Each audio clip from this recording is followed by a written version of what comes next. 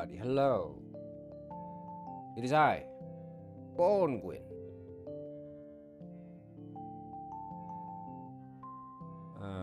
Anyway.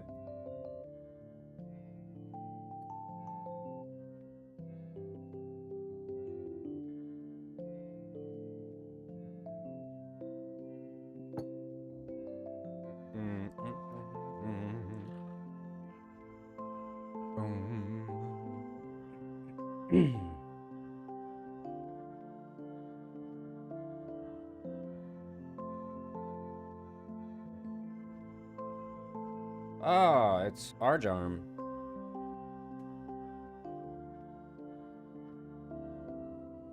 Good news, Arjarm. I just got funding from the Icelandic state.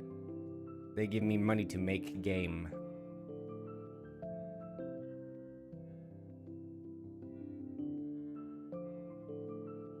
TwitchCon? Yeah, I'll be there. I'll be there.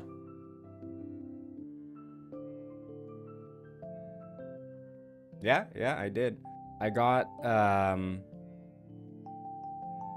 me and another guy were making a game here in Iceland, and we got $200,000 to split.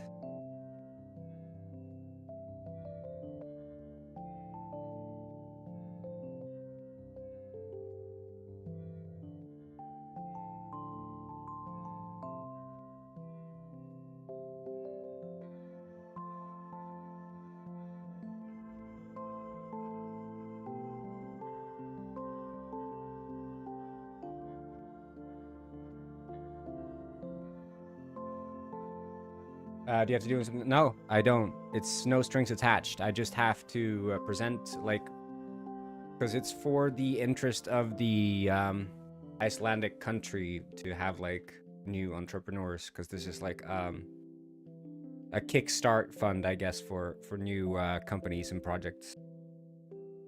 So we just have to present a plan and then show how we're working on that plan, because this is a grant that it will ultimately comes from some sort of cooperation with the European Union. So it's just funding new creative projects and other technical projects. So no strings attached. No, that's the thing. I always assumed that these grants were for scalable projects, right? That they expect like some stock value, you know, company growth. But no, you can just make a company that creates a product, and I mean, it's tax money for them. You know, their hope is that they get more tax money than they put into the project, and also just encourage new companies, whether or not they end up scaling or not. Just I think it's you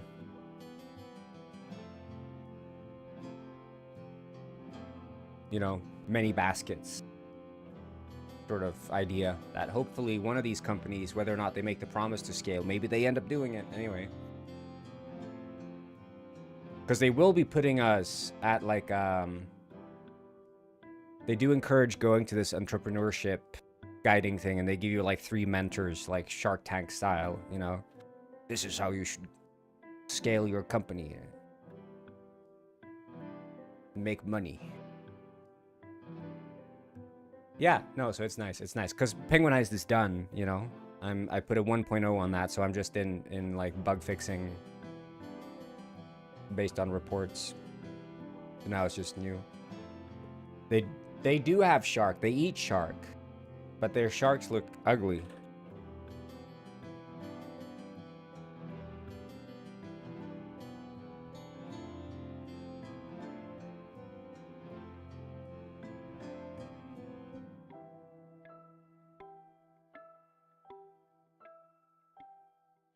Controller support? It has mostly controller support.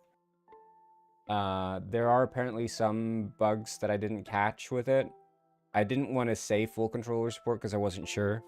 The issue has been that we haven't had enough people like play testing the updates we make. So at some point we're just like, okay, we're just gonna have to set this as 1.0. use this new influx of players to catch like bugs so we can actually fix the game, because we can't go bug hunting endlessly. It's just impossible for us.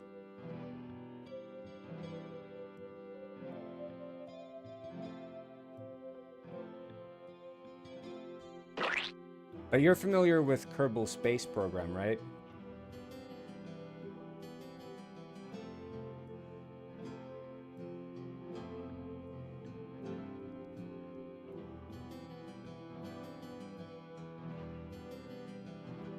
Yeah, I've been working on this game with that fish, aka Max. It's like a friend slop multiplayer version of Kerbal Space Program.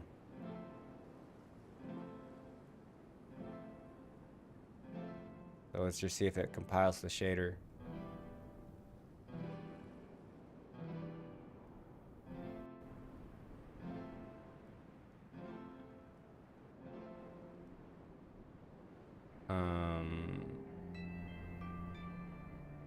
Yeah, so the idea, it was made for a game jam, so we made this in 3 days.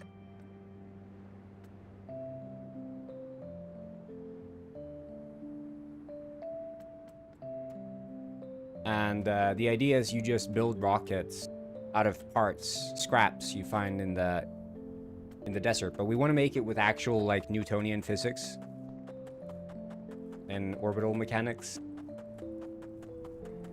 But yeah, I mean, you walk around in the desert, you find like parts.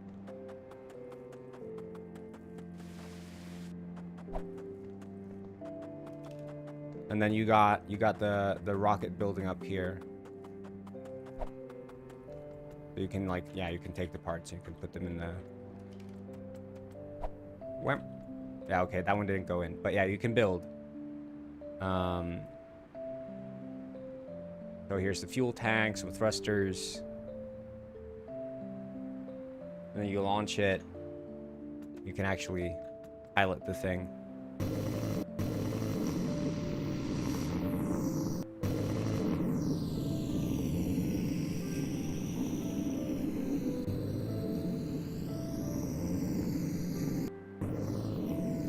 I have never played Space Engineers, nor Stormworks. I've only played Kerbal Space Program. That's my only reference for space games. And Outer Wilds, which I think has...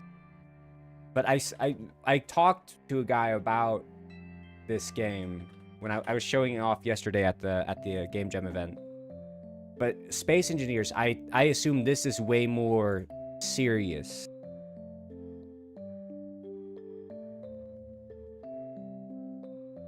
And if I understood correctly, they don't have like an actual active solar system. It's more like you go to space. Like, is it simulating an open world solar system?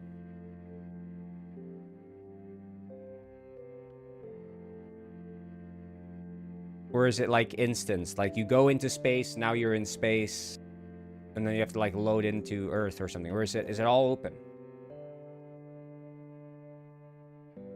I think I've seen Stormworks then. Yeah, you just build shit. Yeah. Yeah.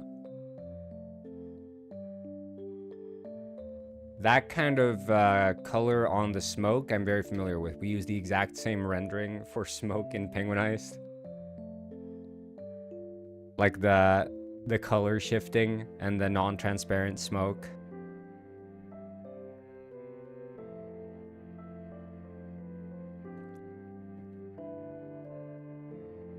Space Engineers are fairly shallow but very broad voxel based all of them. The planet is quite close together. Yeah, I want to have...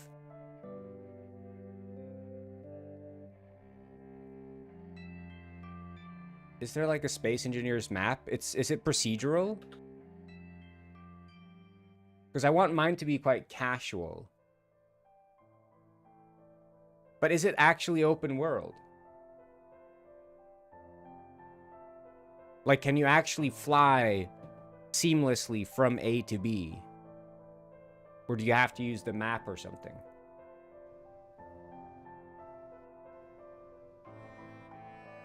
Like, can I fly? If I'm here, can I fly to Earth? Okay, so it is seamless. And does it allow like orbits and stuff?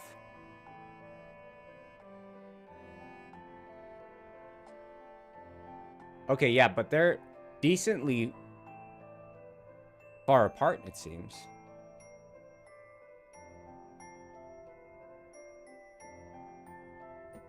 This is Fernando Miguel. Hey, yo! He is really good at dancing. Some_what has learned to dance. Somewhat. Relatively shallow? Yeah. I want to take inspiration from... There's, a game called Outer Wilds.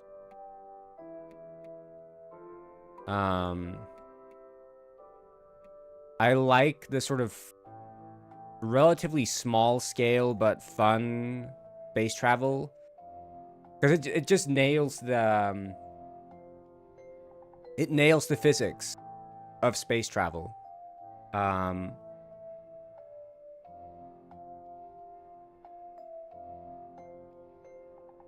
Like, you can actually orbit planets. But it's super, like, casual still. I like the fact that you have, like, inside your ship, there's a spacesuit. There's a mystery, yeah.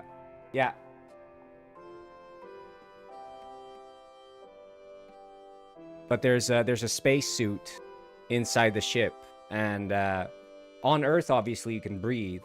But then you can exit your ship without your suit, without putting it on. And the first thing that happens is you start choking to death because you can't breathe. And because you keep, like, flying over and over, you keep forgetting to put on your spacesuit and you die, like, comically just because you forgot to put on your suit.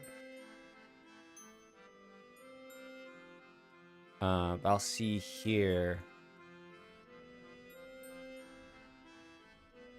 Yeah, it has... like, lock on to planets. You see your relative speed. Like, how quickly are you approaching? And then you just have to, like, yeah, it's all about matching relative speeds. And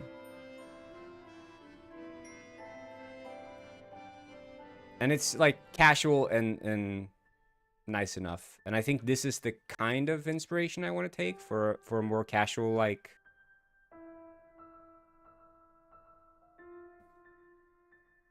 Because it seems like Space Engineers is doing a whole lot. Like, they even had shooting. There's like, monster combat.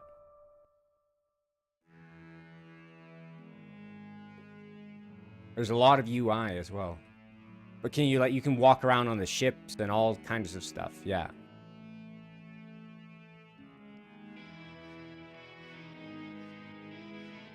Yeah, I think it is the messing around I want.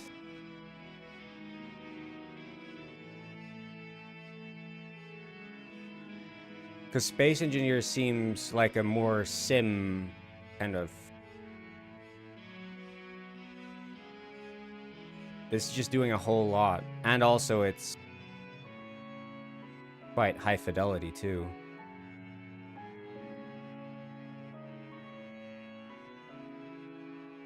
Yeah. Yeah, because the guy mentioned Space Engineers, but... But I guess, yeah, you can also, like, mine stuff in this.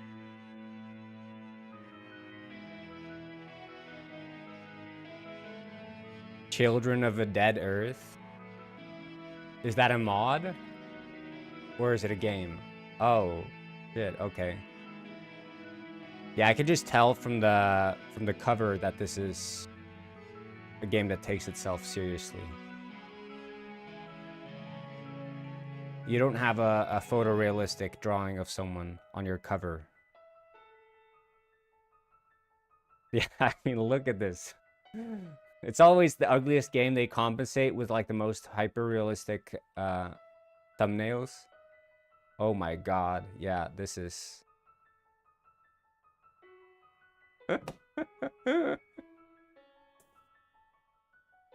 Oh my god. Yep.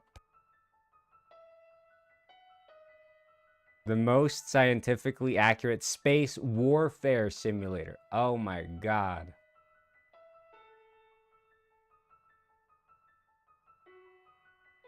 This is too much, man. This is too much.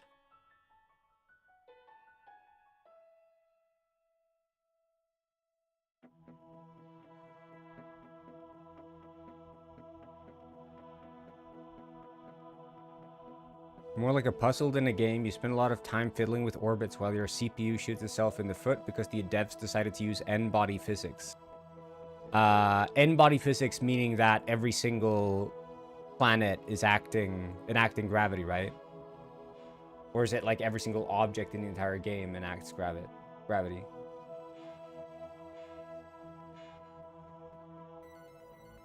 I hope they didn't go that far.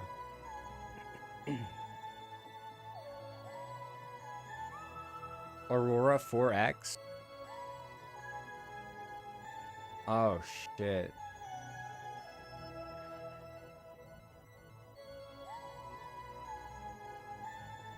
Is it even on Steam? This, what? Do you play these games? The heck?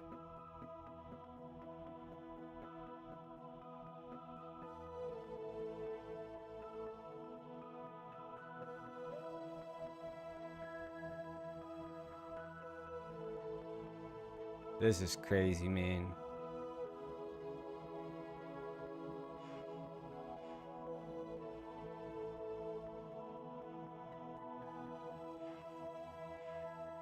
Yeah, I'd never play these games. I would never.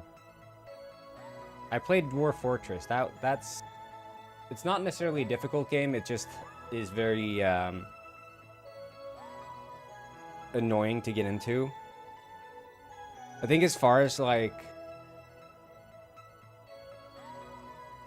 simulators and managers and stuff, it's like the Open Transport Tycoon, OpenTTD, which is also like brain dead game. But you can do like complex traffic simulations, especially with the trains and stuff. And SimCity 4, which is also quite brain dead, but deceptively difficult. Yeah, Project Zomboid is good. But that one also, like, you can be a casual, you can roam around, you can have fun with it, at least, without understanding that much. But OpenTTD, like, if you're just playing it to make money, it's that easy. Just slap up airports. But the train, if you're trying to make any sort of complex train system, that's when the crash outs happen. When you need to do, like, actual train signaling and proper, like, yeah, multi-track stations like they're doing here. It's too much. But for bus routes, managing just like production, it's quite fun. It's sort of meditative, you know. I like it.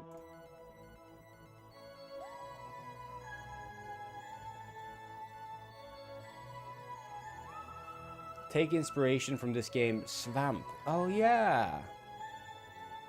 But yeah, I imagine if I had in my game planets of the size of Outer Wilds that you can just roam freely, sort of procedural generated, you know, like Swamp inspired procedural generation where it's like authored, like we paint it, but like you pick up stuff around,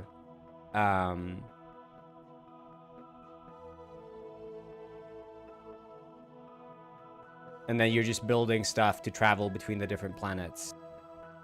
And there's like some NPCs and whatever. So it is hand authored. Because I don't want a bunch of procedural gen. I don't think that's fun to explore.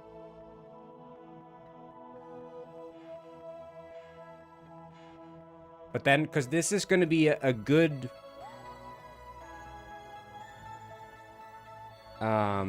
yeah, I think...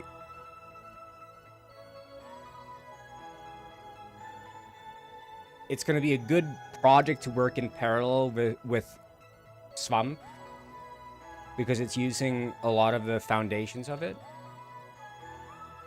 So I'm gonna be able to like borrow from both projects as I'm like finding new bugs and whatever. But yeah, the hand-authored planets I think is gonna make it different.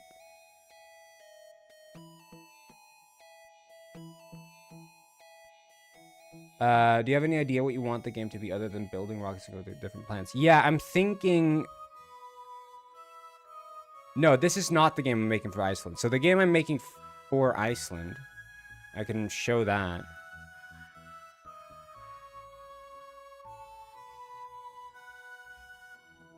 It's a mushroom picking game. But yeah, I'm thinking in terms of what it could be, because we would have orbital mechanics. So we could do like a KSP light where there could be like value in like setting up an unmanned satellite orbiting some planet or something.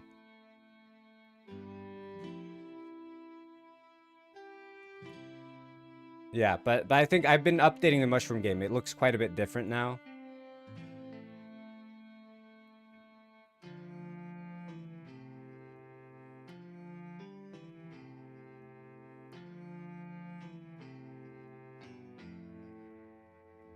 But this is the game, so we applied with this, and it looked really shitty at the time of... I don't know if I have the Miro board. I could probably show a screenshot of how it looked.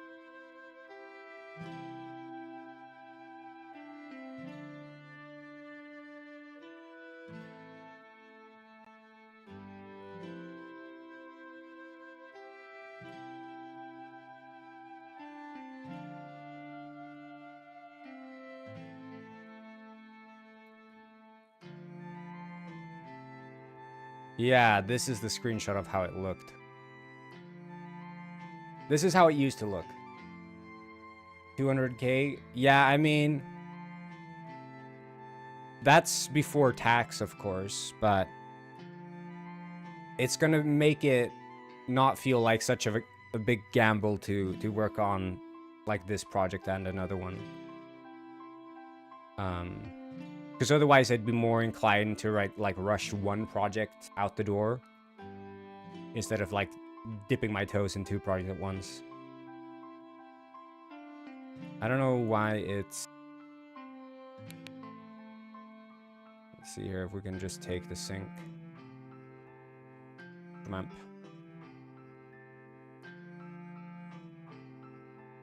Okay, yeah.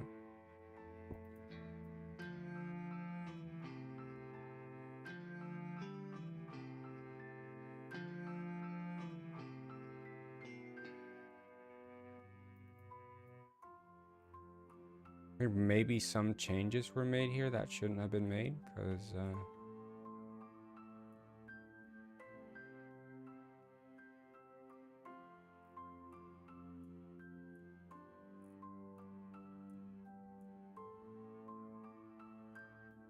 If it doesn't work out, you can... Yeah, exactly. So that's the no strings attached thing, is essentially, you know, assuming the project actually fails and we have a reasonable explanation for why the project fails, then that's fine. There's no liability as far as like sales go.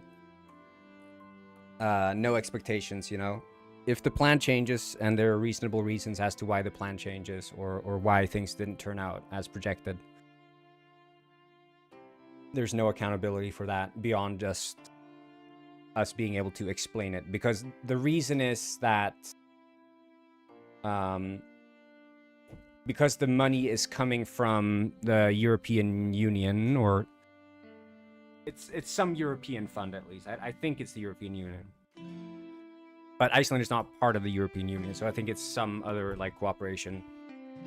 In the event that this foundation here in Iceland gets audited by the European Union, they just want to have like they want to say like, okay, everything was done by the books, you know. That's the only accountability we have. Like, yeah, there's it doesn't go much deeper. Like we say, we project we're going to sell 1 million copies in year 2. And then we just sell 10. We just say, well, based on the information we had, we made a overestimation of sales. And new information came into light that proved this to be an incorrect assessment. And that would be fair.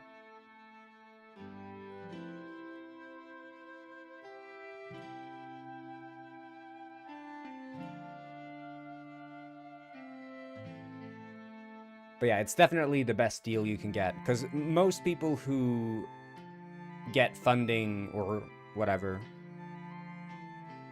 usually there's some revenue that they expect back.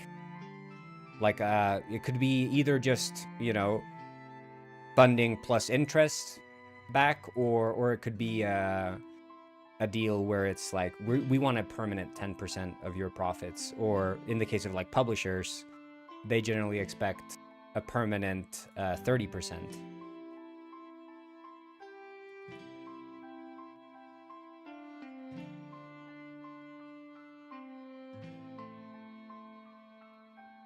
I don't know. It's not. I think I just have to switch the package here. I think because I was transferring a lot of stuff from Swamp, I think the Swamp project was corrupted locally for me. You're not indie since you're funded? No, I am indie. So indie would be beholden to a publisher. If you're beholden to a publisher, you're no longer indie. Receiving money with no strings attached still makes you indie. Because it's not a funding per se, it's a grant. And if you look at it this way, no one can truly be indie were it not the case that they already had money in the bank. Unless you're just working on the game in your free time, which I haven't heard of many indies making it when they're like doing a full-time job and on the side cooking up a game.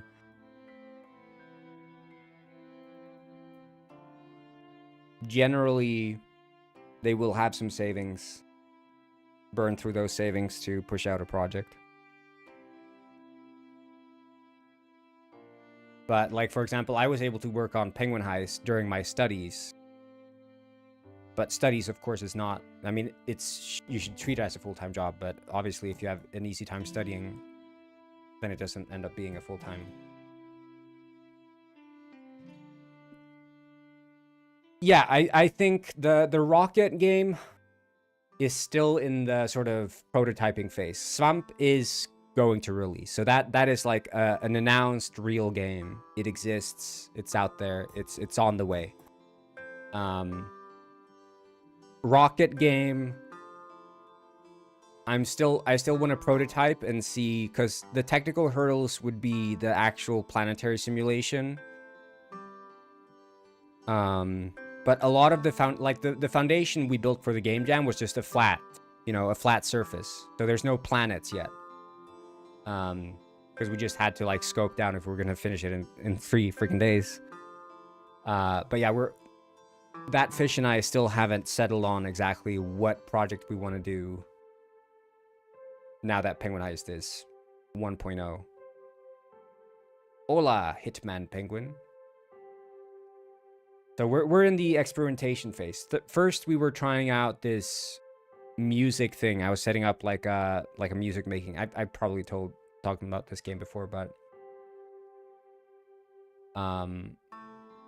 then yeah, with the game jam making this space game, we're like, oh, this is kind of fun, and was surprisingly easy to get like up and running. So we'll see if we can just expand on it a little bit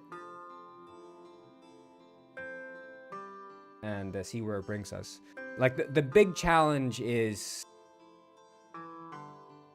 the planets, both in terms of like designing them, but also simulating the gravity and doing that within a multiplayer context. I'm not quite sure how that's going to work out. Do you consider making a game on Roblox? I was reading the 50% of the revenue made on Roblox is being extracted by 100 games on Roblox. There are 100 games that are getting 50% of all the revenue on Roblox. The other 50% is being split by like, I don't know how many games, 100,000 plus games or something. Look how chunky and small he is. I'm so used to the... he's really cute. I like him. I like him. But yeah, this is the mushroom game. We'll just teleport shop. Oh, no, teleport store. I'm so used to the space character.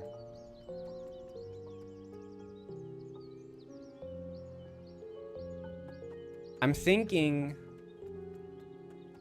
I should make walking maybe even slower and just give you sprint.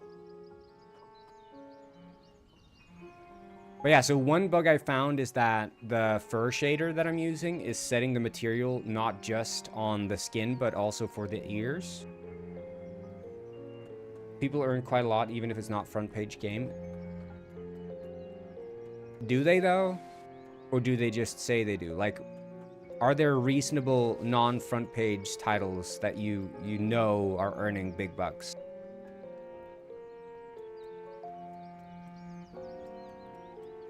And also, I think those earners are probably the ones setting up like a bunch of microtransactions, right?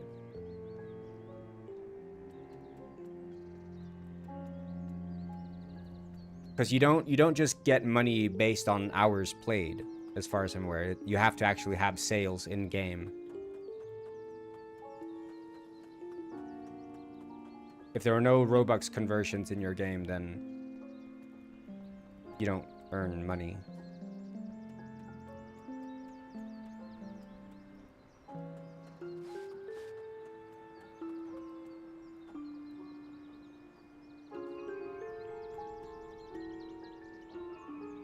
Whoa, look at that. The wind shader. It's missing material. Looks so good.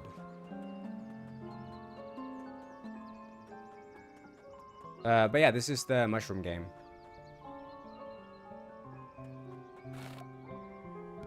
A new record.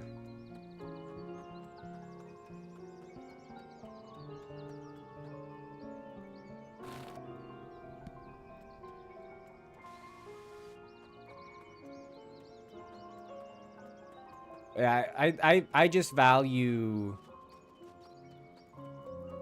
the feeling of my game not being attached to a certain platform.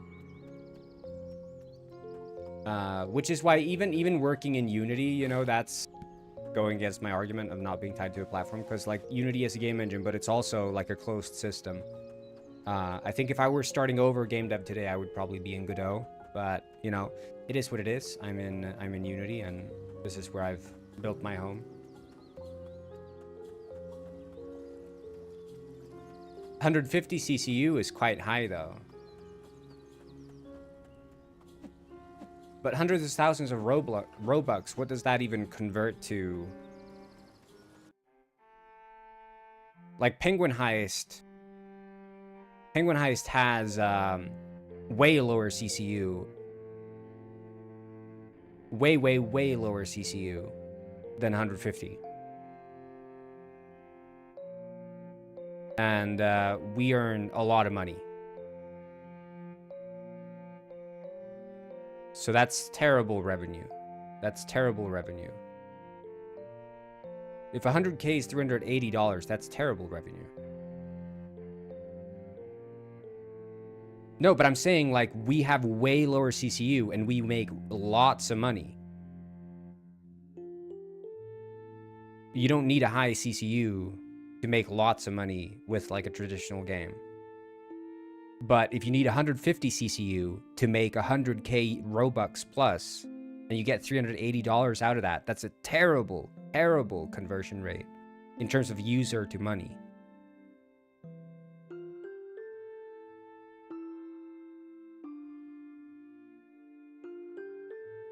Hey, yo, what's up, Brit Tourball and Jonathan be back.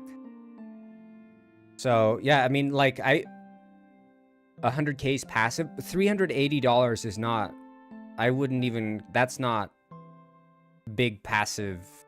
It's not, it's only passive for a while. Like, the user count dwindles. People move on to different games.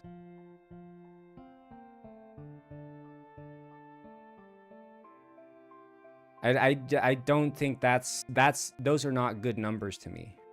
Those are not good numbers to me.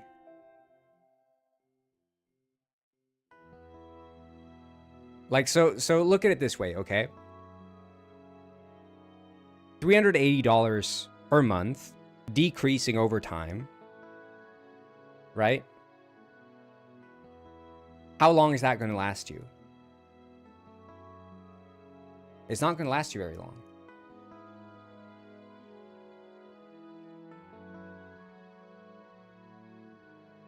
If you want to maintain those users, you have to keep updating the game.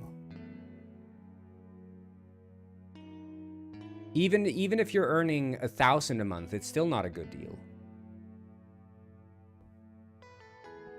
Like $1,000, because it dwindles. I don't know how long a Roblox game stays relevant, but I don't imagine it's very long. There are so many games being put up on Roblox, and the biggest audience is kids.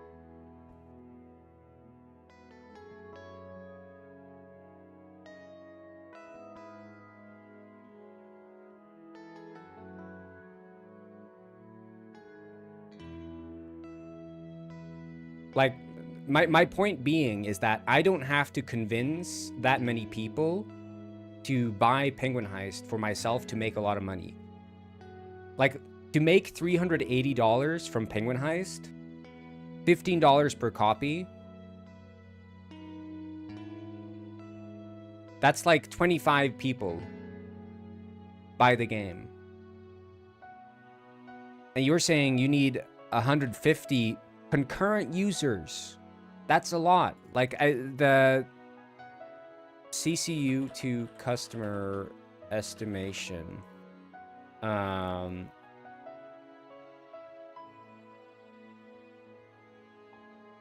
so here is the CCU to times 20 is the daily active users. So if you're saying 150 times 20 is the amount of daily active users, that's 3,000 daily active users. And then the daily active users, 3,000 times 0.05 is the amount of paying customers. 150.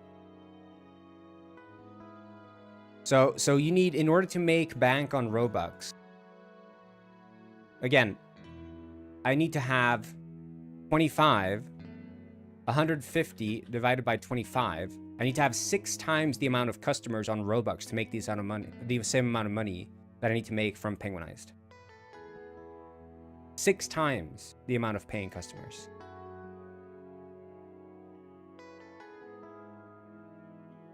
And that's where the equation falls apart. So I think this is the only number I need to look at. I need to convince 6 times the amount of people to spend money in or on my game as compared to what I need to do on Steam. That is a terrible deal. Terrible deal.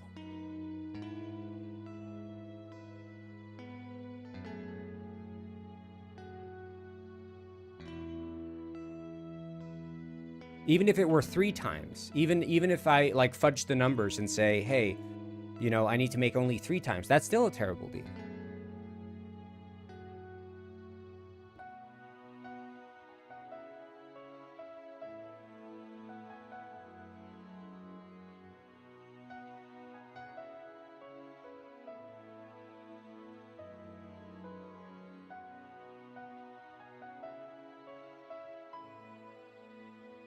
I made a beat the boss type web game and inspired by the spinning penguin a long time ago here. I also made Twitch integration. Would you like to give me some feedback? Yeah, I mean, if you send the game, I can give it a try.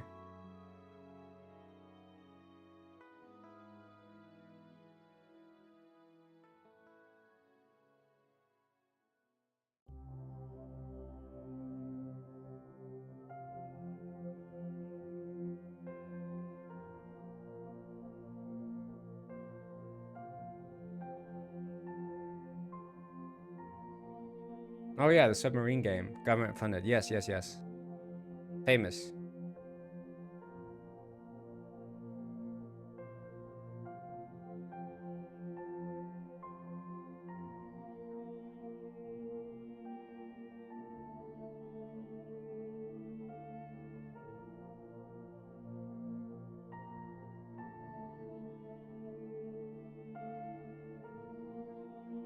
Wait, I'm just checking it out.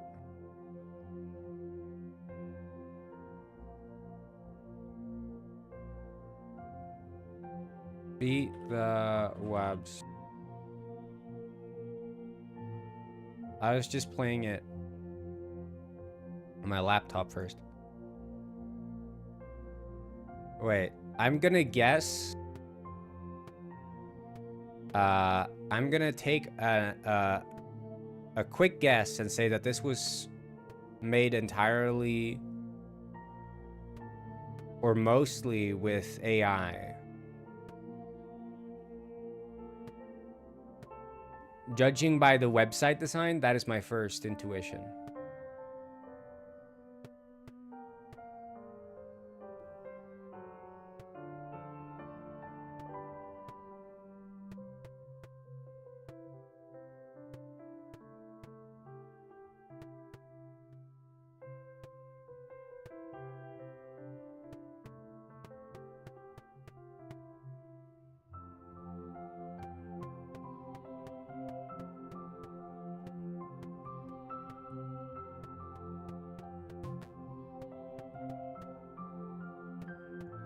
Yeah.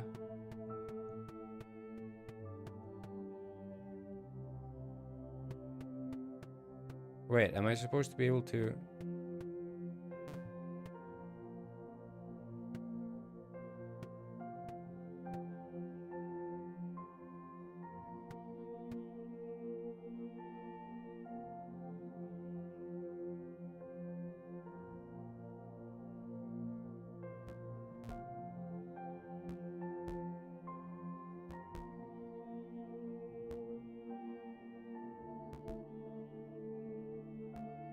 No, yeah, I speak Dutch, don't worry.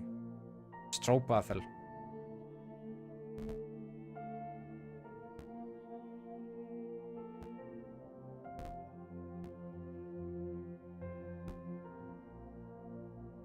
Yeah, it's the emojis that get to me. This one, seeing the lightning emoji up in the top left, I'm like instantly, okay, this was made by AI.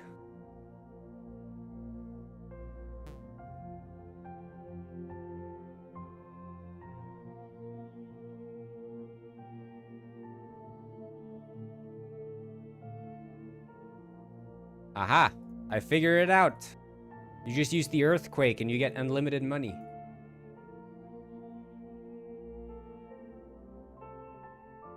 I found the exploit.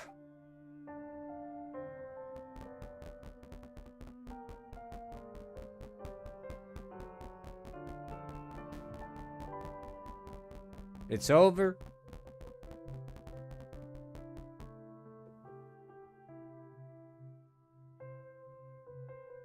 See, this is why I'm the best beat the wabs bear.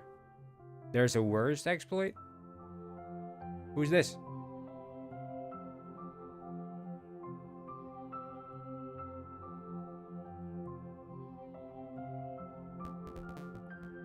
Holy moly.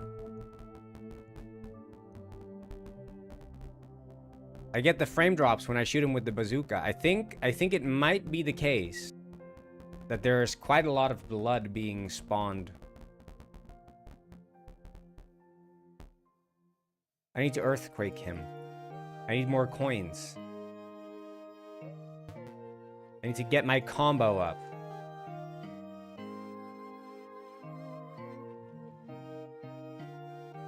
My combo is really high.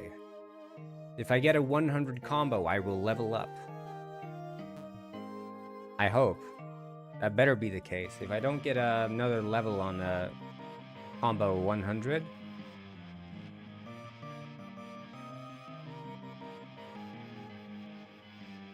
Yeah, I don't know why AI is so obsessed with the emoji. Oh, hell yeah. Another super rare weapon. Why am I only level 3? Can I not? Ah, it's the...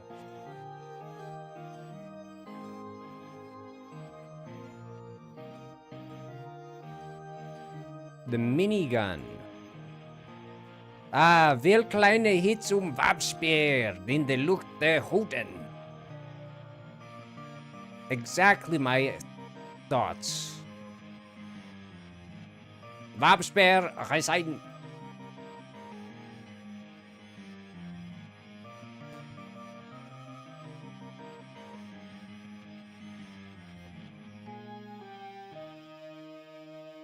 This game really makes me feel like a Wapspear beater. No. This is Dutch we're speaking, Megadega. We're not speaking German here. This is Dutch.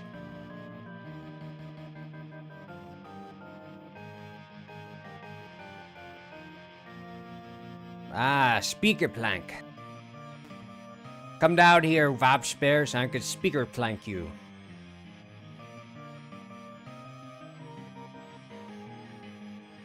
I'm waiting. I'm listening. I got the speaker plank. You don't want to meet... You don't want to mess with me when I got my speaker plank. Spijkerplank. Glitterpalving zegt, je spreekt het uit als spijkerplank. Spijkerplank. Spijkerplank. That's how you say it. Spijkerplank. Come here. I'm waiting for you. I got my spijkerplank. Oh, he bounced up so quickly. Spijkerplank. Ah, gotcha. Now you are stuck on my spijkerplank.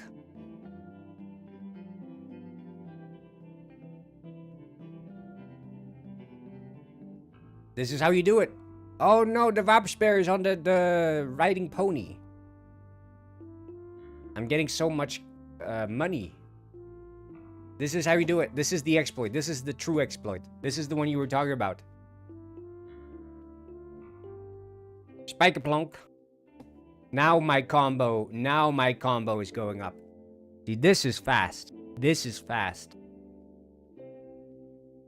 This is fast.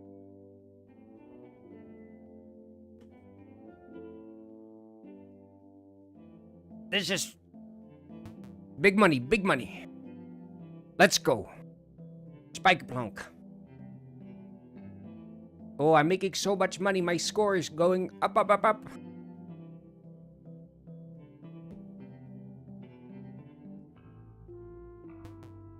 Ooh, I'm level 8.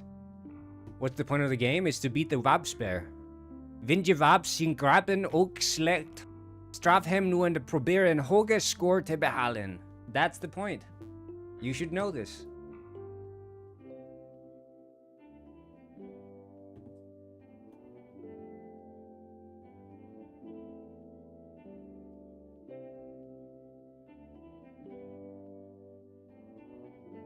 I have unlocked the entire Wapscan. Ah, volgende design. The Vabs Clapper. That's how the Vabs Clapper... The Vabs Clapper waffle. I came up with this. Vabs Clapper waffle. It's a collision... Remote. XL. High damage, high knockback, high fire rate. Stroopwafel mit ein Wapspear. Klapfel. Wapfel. Ah, folgende design. No. Okay. Oh. This is the Wapspan Klapperwaffel. Triangle. Eye. Red eye. A stripe.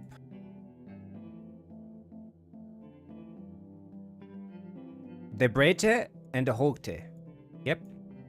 This need to be red too. And a handle. Another handle. With a strapful waffle. Hookte. Rotati. Breite. Nope. The hookte. Yep. Strapful, clapful, waffle. Hogan the ammo. Ah, the ammo. The breite and the hookte. Yep. And rotati. Afstronding. Yep. And I.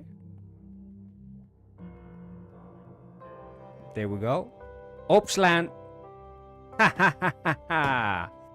Now we're talking. I got the opslaan. Ooh. Now this is what I'm talking about. This is how you make the money. Opzet een slapperwapfel. Wapspeer slapperwapfel.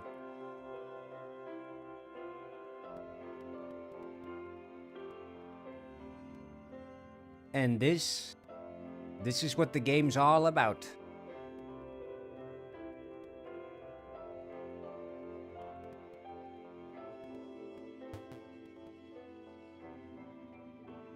This is what it's all about. I'm going to leave this running overnight.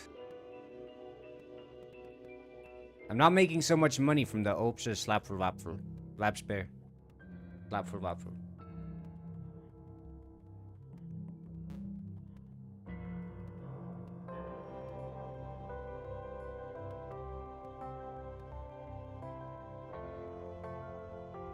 I thought I'd get more money from this.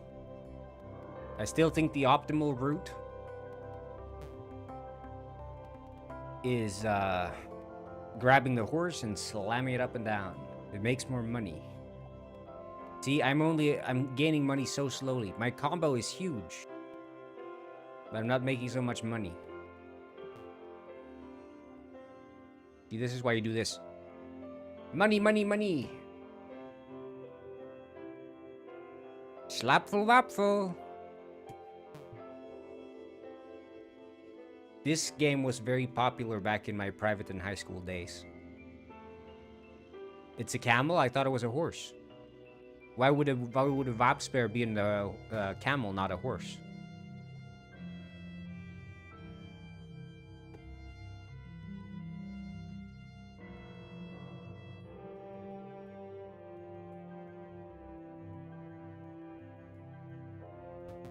Bing Bing is stacking on a speaker plant? How do you know it's Bing Bing?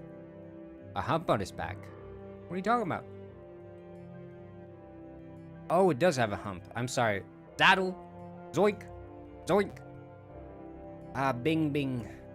The famous, this one, everyone from the Netherlands knows this guy. You grew up with this guy. Bing Bing. Bing van de stroppelwaffel. Hectorhoop. As we say, where I'm from, Netherlands. Stank de Gordon. Weapon share code in the Discord.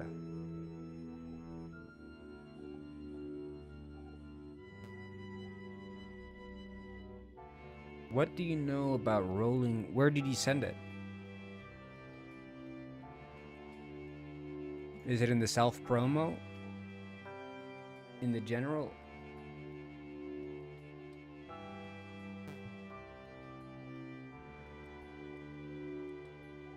You send it in general, I will...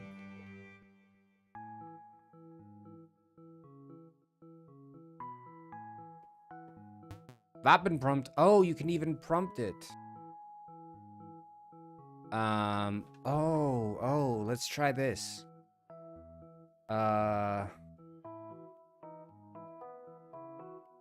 Astronaut in the ocean.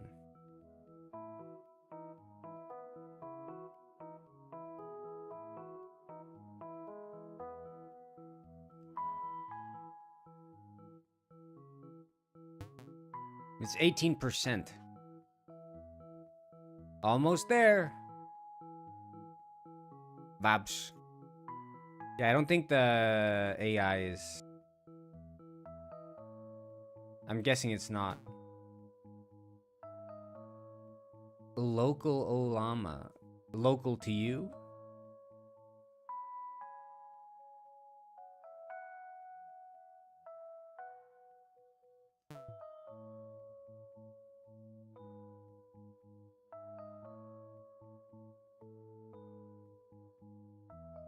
Okay, heavy train. Now this. Oh!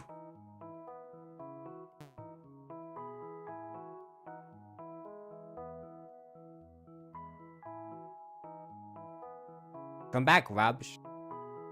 You like trains? Holy lag! This is the ultimate Wabspare weapon. It even beats the Vabs Clapful Waffle. It's a beautiful game. Man, did I have a time.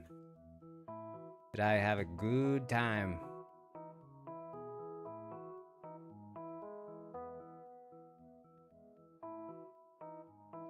This is what I call the ultimate Rabs experience.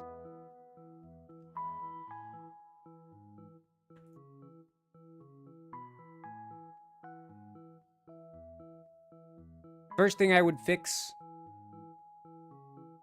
the weird language. There's something off with it. It sounds like, oh, I don't know.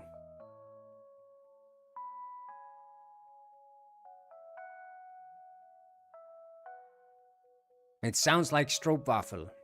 Exactly. That's what I was about to say. It sounds like stroopwafel.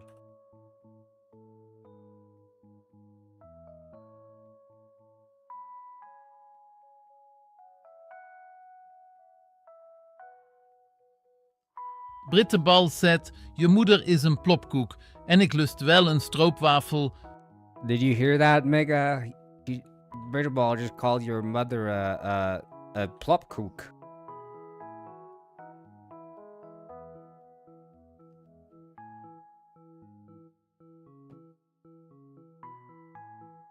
And she smells like a stroopwafel.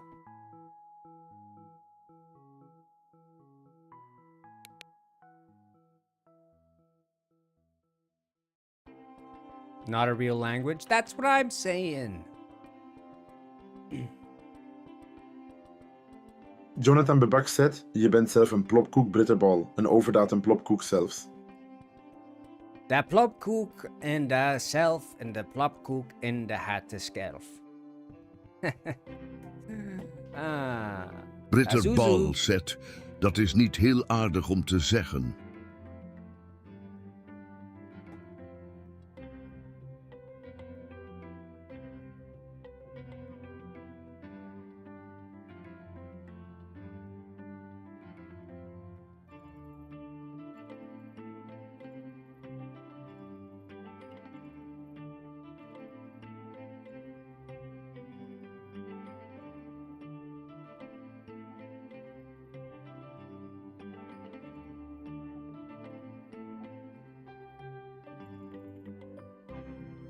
Megadega once said, Vloegen, da Blugen, meer plopkoek, sloegen, vlam, gliegen, plop. Azuzu, Aslupep. Plopkoek.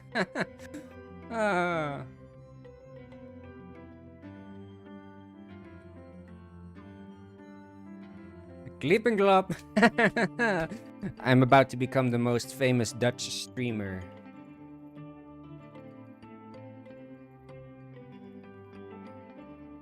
Average Dutch stream be like Ploegen de Ploegen. Plopkoek.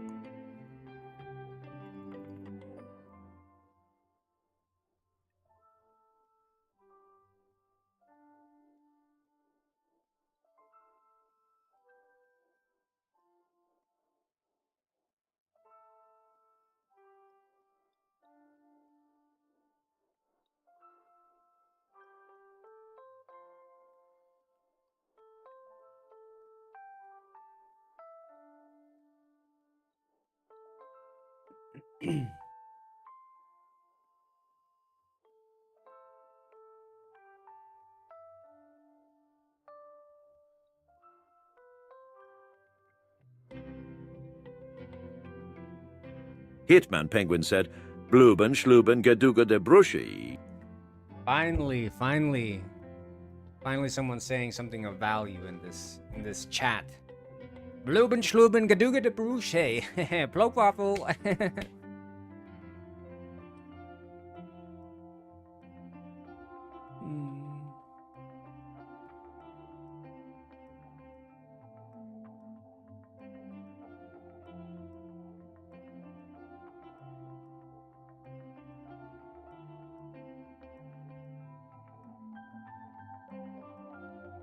Brain dead stream? No, it's just a Dutch stream. Man, it's a Dutch stream. Come on.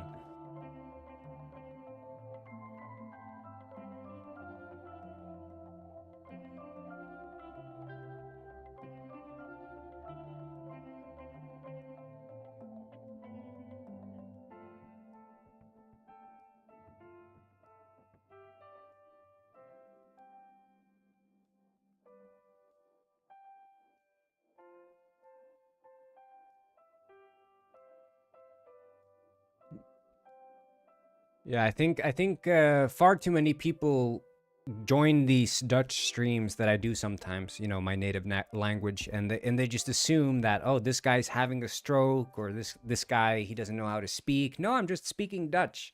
I'm just speaking Dutch. It's what I do best.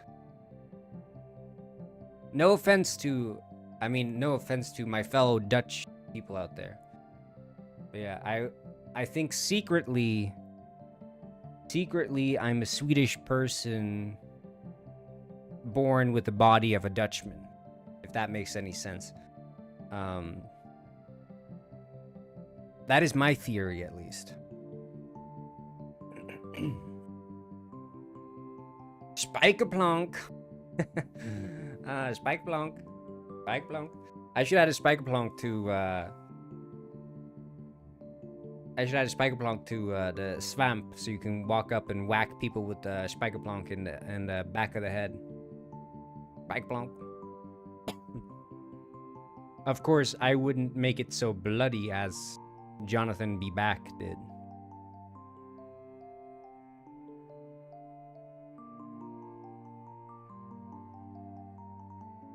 I'm non-violent. Pigeon execution when? I just need Robert to be here. The problem is, if I do the pigeon execution, he would just hear it like a podcast. He wouldn't see it, and I need him to see it. Blood is good. I love blood, but I'm non-violent. I would never add blood to my games, but blood is good. Or as we in Dutch say, we blowed. That's what we call it. We have blood and then we blowed. Blowed. Babs bear blowed. Dutch people get me. My TTS made my internet shut down? Wait, like you sent the TTS and your internet shut down, or? That's crazy, man.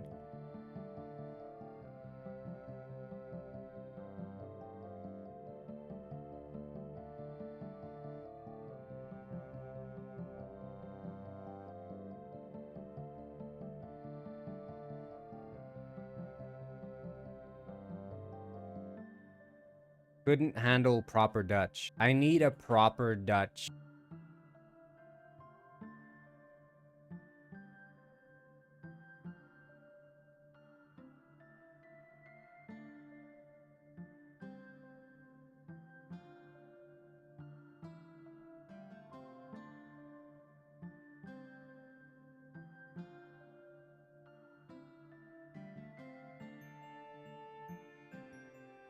Only Dutch I need in my life is Vanderlyn. Oh, that's funny.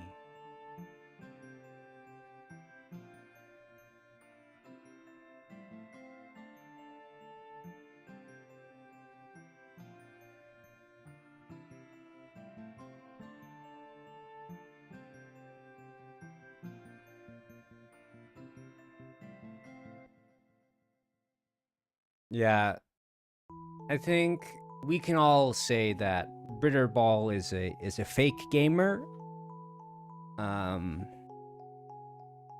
and also a fake Dutch, arguably. Fake Dutch. Dutch oven.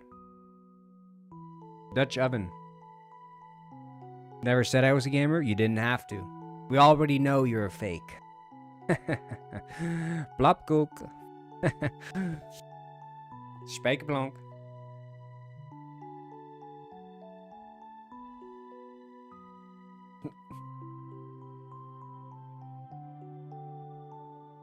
Sorry, I didn't mean to. He doesn't look Dutch. Ah.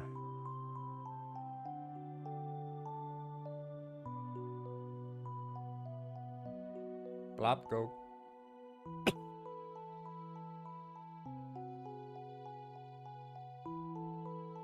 Roegre Schroegre voor de bal het doden. Yeah.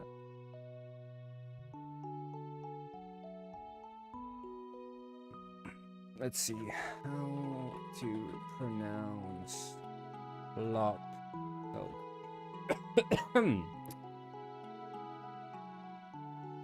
Plopkoek is a famous fictional treat from the Dutch children's show Kaboterplop, which is pronounced plopkoek. Phonetically, it breaks down like this: plop, pronounced exactly like the English word for dropping something to water, like plop. It rhymes with shop and top. Koek, pronounced like the Dutch word for cookie or cake. The O makes an oo sound, like in book or food. Plopkoek. And ends with a sharp guttural K. Plopkoek. Made in the back of plopkoek. Plopkoek. It rhymes with the English word book if you had a hard K at the end. Plopkoek.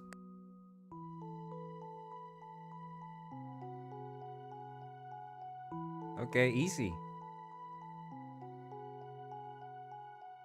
This Dutch language thing, I think I'm starting to get it. Bearder.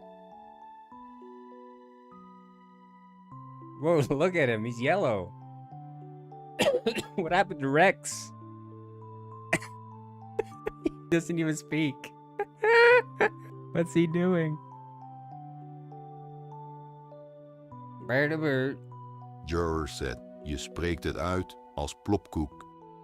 Plopkoek. He said it wrong. It's supposed to be guttural.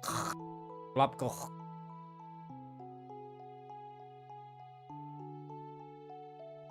It says in the back of the throat, the K. Plopkoek. Plopkoek. Sorry. It's bad for me. I can't say it too much.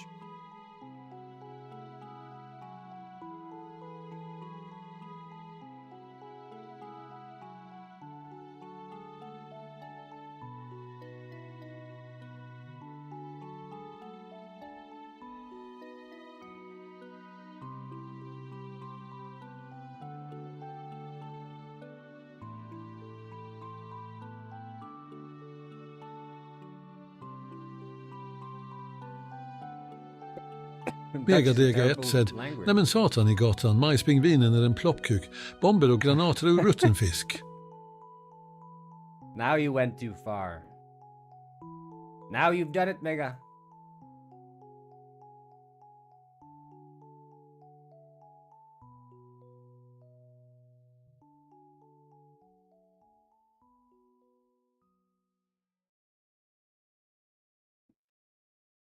You messed with the wrong plopkoek. You messed with the wrong plopkoek. Trust me, pal, you don't want to do this.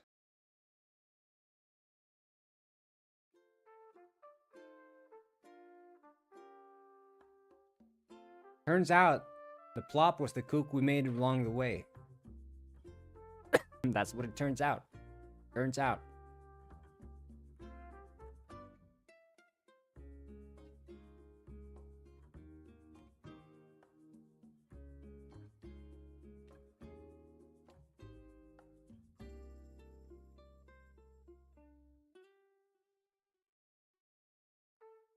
Nuken de koeken de plop plop. Plop plop. Nuken de koeken. Hitman Penguin is loving this. This is his favorite type of stream. Dutch stream.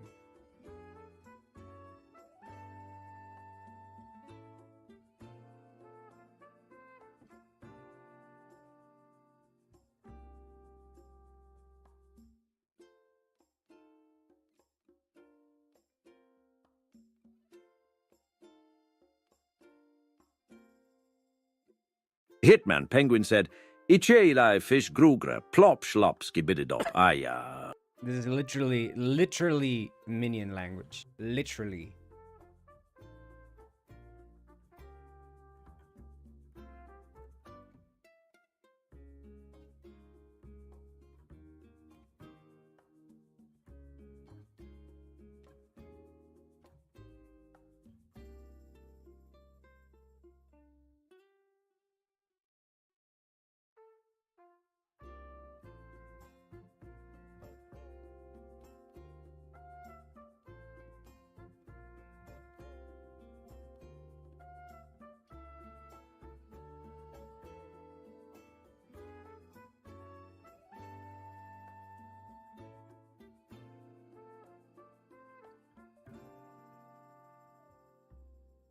Lapcoke. Sorry, I don't mean to get into specifics. Mega the Gawan said, Mehoy minoi banana, balabo banana. You guys crack me up with all these Dutch puns and jokes. This is why this community is special. You guys are so multicultural.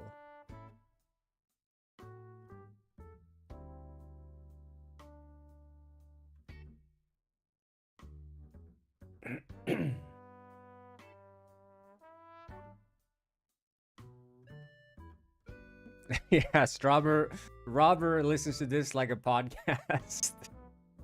Flopcoke. Let me just listen to this stream like a podcast.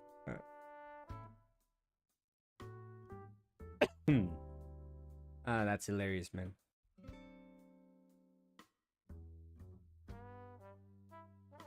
Okay, what do we think about this first planet?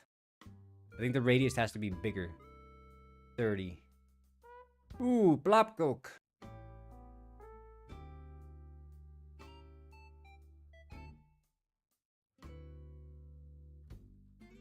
Dutch was popular in your private and high school days? You never told me.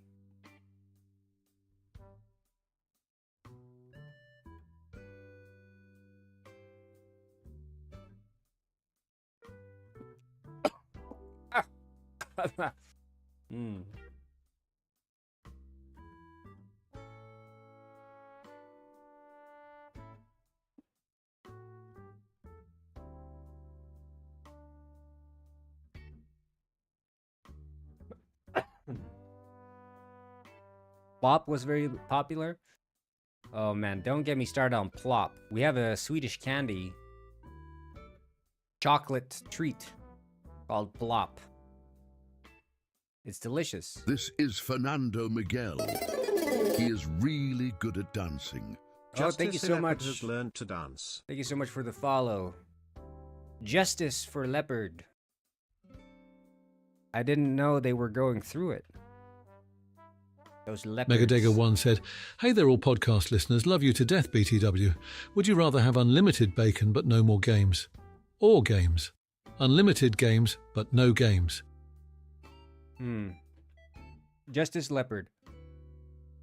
Do you listen to this stream like a podcast? Or do you watch the stream? I need to know. I take no offense either way. I just have to know.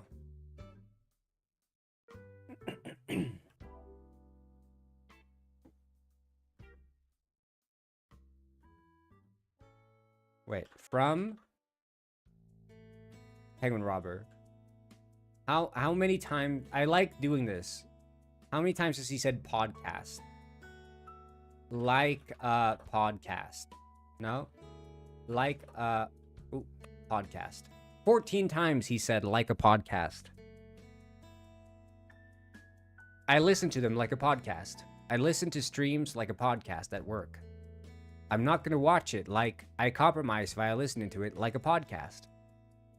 You already know I listen to Fishboy streams like a podcast.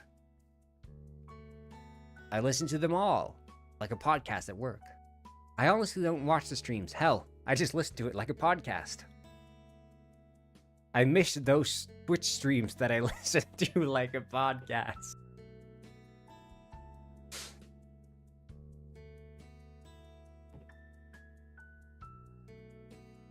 We'll just delete this message. Just to clean up the... Man. Get someone to listen to you the way that Penguin Robber listens to these streams like a podcast.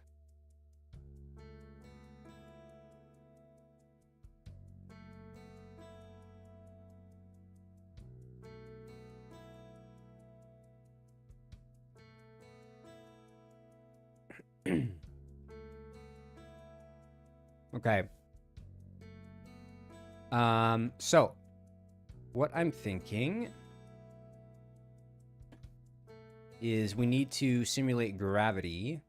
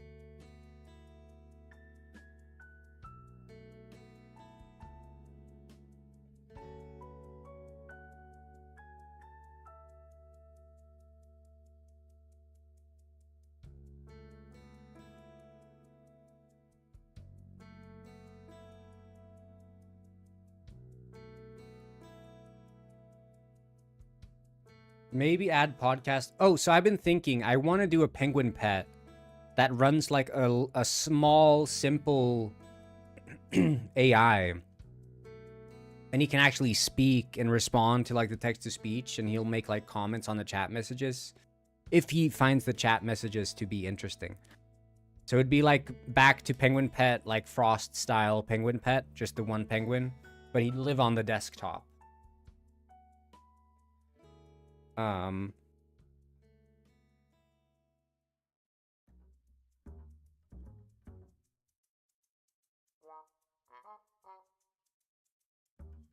Let's see here, the spawn.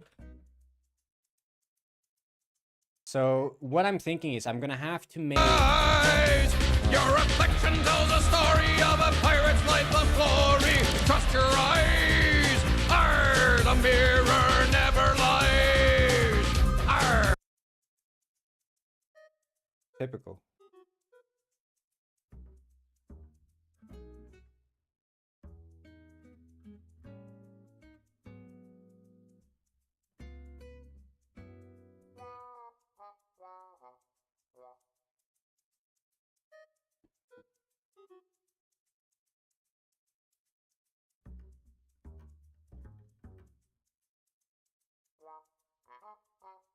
Do I not have, like, what are the attach points colored as?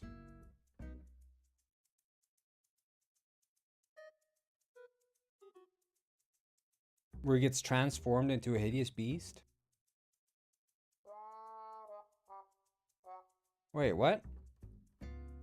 I didn't know that was a thing. So, have you guys been keeping up with the latest drama? I heard that one of the Kardashians broke up with Timothy Chalamet. Can you believe it? The strongest couple in Hollywood broke up? And that's on top of Ariana Grande breaking up. Or getting a divorce or whatever. I can't believe it. I heard Mega was in shambles after hearing this news.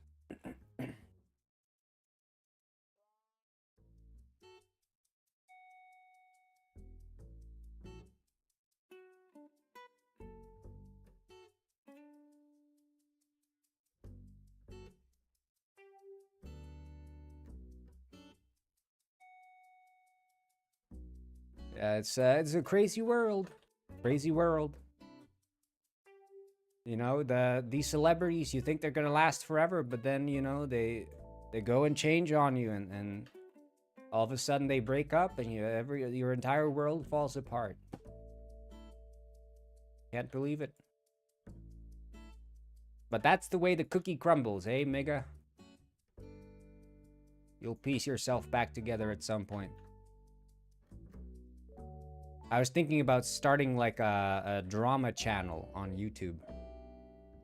You guys know me and my affinity for internet drama.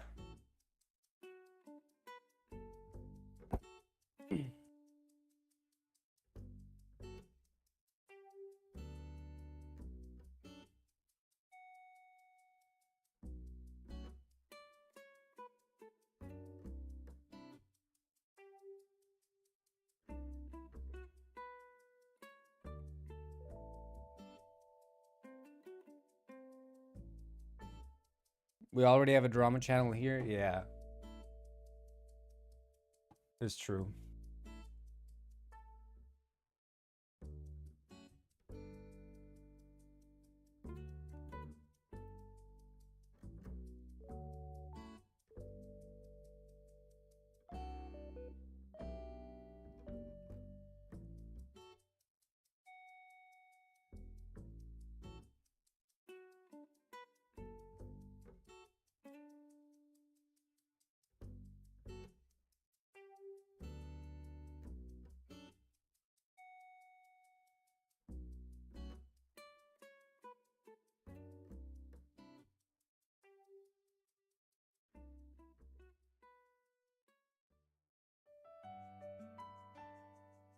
Yeah, I was thinking, what's the latest in the drama? New internet drama this week. Internet drama, finally a subreddit for me. Mary Jest versus Lyanna Kirsniff beef. Failed Kickstarter game becomes sordid tale of a sock puppet stealing money. This is 11 days old. This is old news at this point. But hey, I didn't know this was happening. It's a failed Kickstarter. Boss Fight, Song of a Sparkle Muffin. A comedy-driven JRPG. Sounds like something for Mega. Let's check out this pitch. Hi everyone, I'm Princess Sparkle Muffin, and I'm inviting you What to the play fuck? What the Hold up, what did I stumble into? my video game! At least, it's the video game I'm in.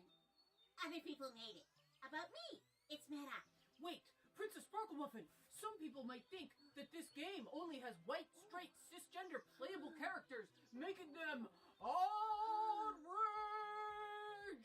Well, you're not cisgender, Solomon, and you're in the game too. But we haven't even gotten... What am I watching? How much money did this make? This made 12,000 Canadian dollars!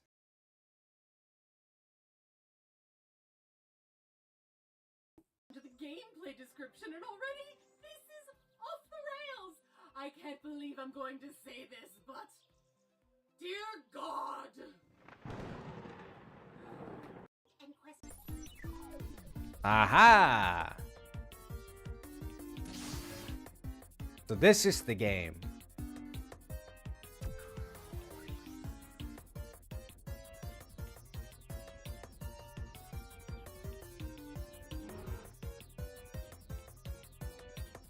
Finally some...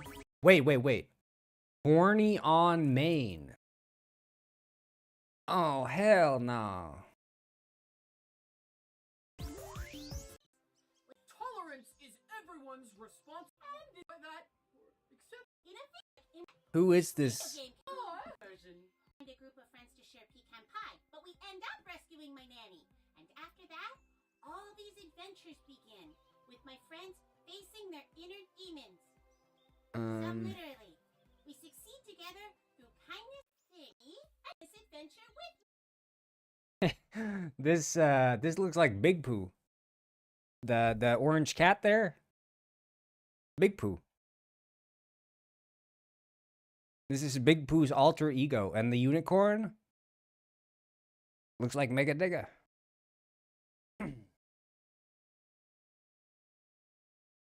This looks like a really good game. I would play this on stream.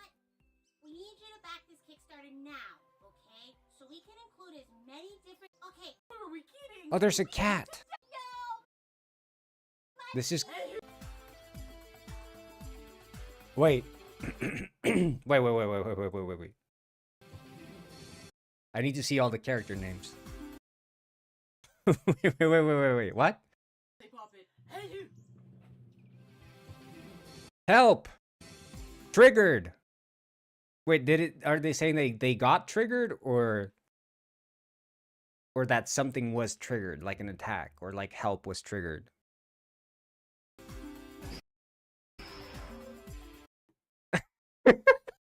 This cat.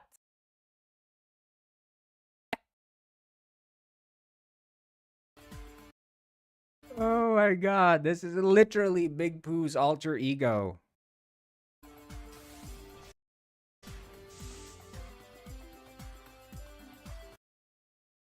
Oh my god. Oh my god. It's Armand. It's Armand. Armand. Ion? Okay. Normal looking character. Normal looking character. Beelzebub. Oh my god. It's Beelzebub.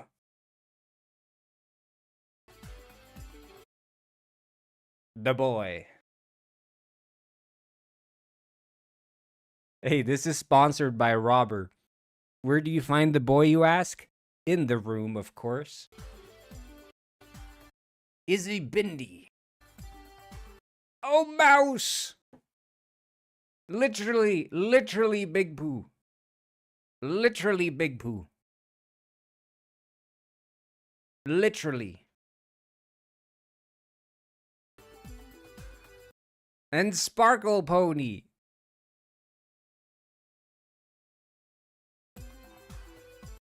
And Solomon.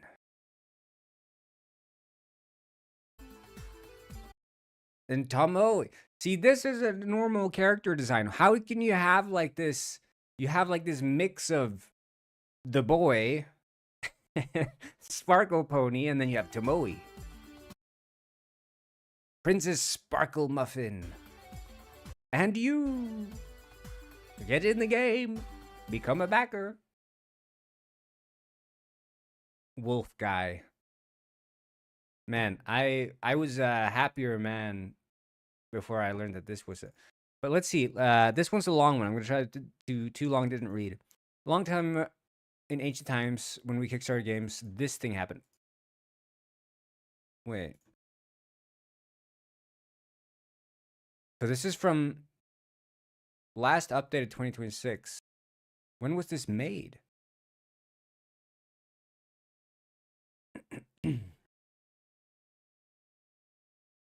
Ethnicities? Animals are not ethnicities.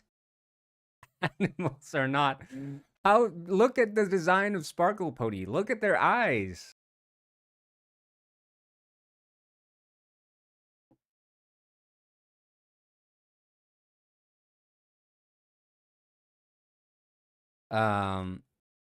Those of you with a functional pattern recognition will go, there is no world that this group of people is going to come together and make a JRPG with zero game making. Yeah. I threw some money at it like a dingus anyway because I was young and stupid. Who throws money at this? Apparently this guy. A single like 50-minute demo came out eventually years later, followed by some murmurs, and then Discord for it shut down. Which made it excruciatingly annoying when the dev comes to me, and I assume literally everyone else with a pulse, to go, yeah, so the other dev is far worse, and I'm going to expose them someday. Wait. Huh?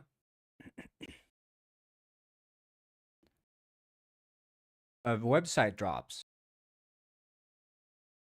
Song of Sparkle Mop. Autopsy report. Wait, the game's dead?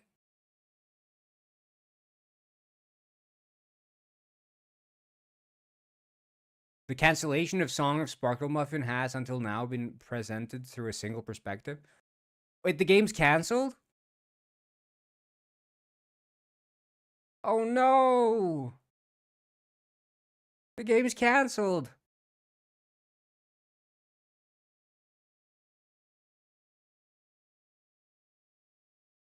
This is a long page.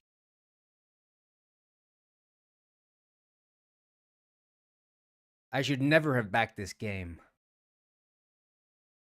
Turns out her husband stole $3K from the Kickstarter at some point, a relatively adorable bit of a bezel and barely worth mention, except Liana goes and argues on Blue Sky that this never happened. I won't. Okay. Eventually, the first dev, the gay furry opera singer, Megadega,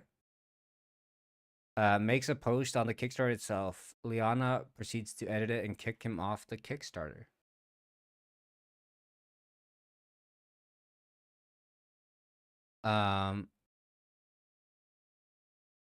Few her furry fans now livid at her and her immediate pivot to getting mad at her hosting company 4 years ago, which was literally the other devs.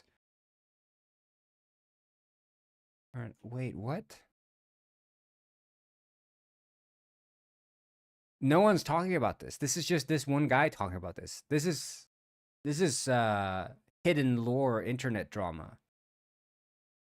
So yeah, if you just scroll down for a summary of the summary, fair, God knows I wrote it and I'm exhausted. What if a literal sock puppet and his wife ran unlicensed therapy, broke confidentiality with their parents and lightly embezzled a failed Kickstarter? What if their arch nemesis was a gay furry opera singer who doesn't know how to post less than 30-minute documentaries or find a third frame of animations on his PNG tuber and his trans man husband? There's some shit where I think everyone has Kiwi Farms accounts too, but at some point I can't see. What even is this? What internet drama? Okay, we're not doing internet drama ever again, guys. I don't want to stumble into this.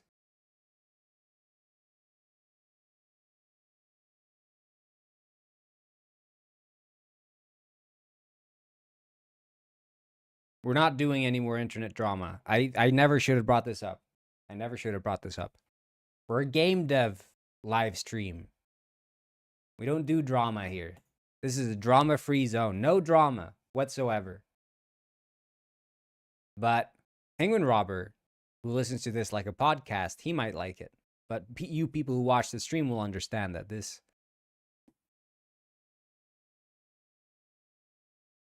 doesn't fly on this channel. We don't do drama here. But if it were a podcast, then drama would be okay. But we're not a podcast. But we are a podcast to those who listen to the stream like a podcast. In any case, that was an adventure and a half.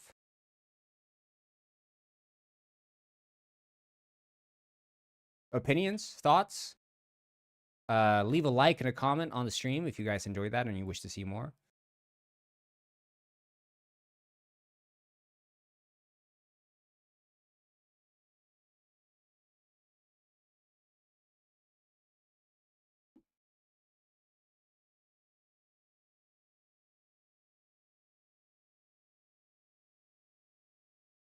I guess we need to bring the music back.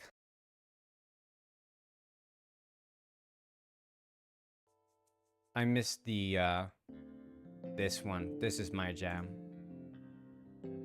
I don't get tired of this soundtrack. It brings me back to my private and high school days.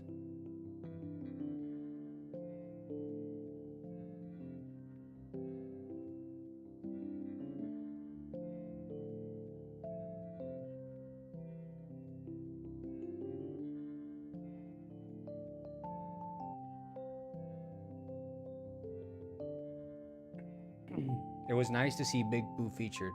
Yeah, yeah. It was. It was.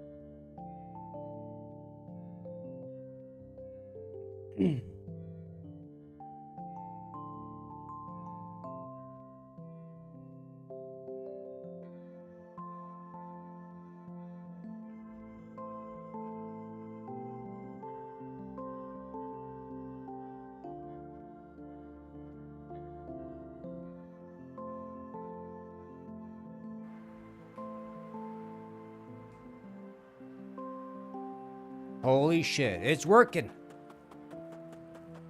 Look. It's flawless. There's absolutely no issue with this at all.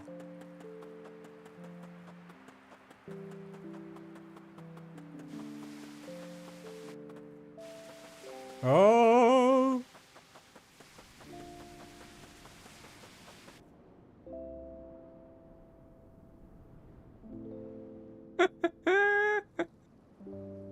Woo.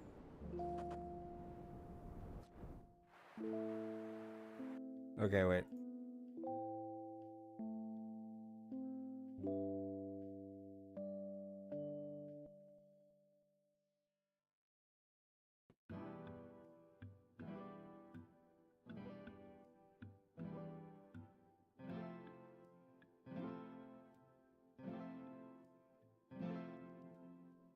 Can you walk to Australia? That's what we're trying to figure out. Rai Zetsu. Yeah, I'm doing really good. I was just checking out my favorite, my new favorite Kickstarter. Really good Kickstarter.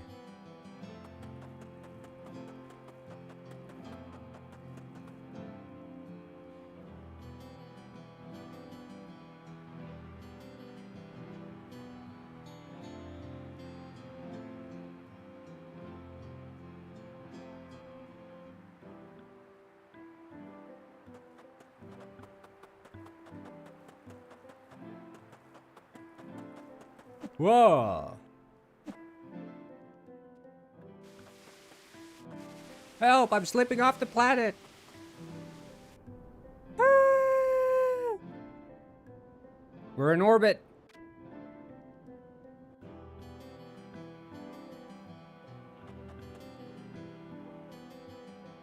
My first message saying I miss Fernando Miguel is on checking by mods. You sent the message in the Discord and it's being reviewed by mods, or you sent a message in on stream here. Oh yeah, I see there. Yeah, just came to say hi and I miss Fernando Miguel, my favorite Spanish dance penguin.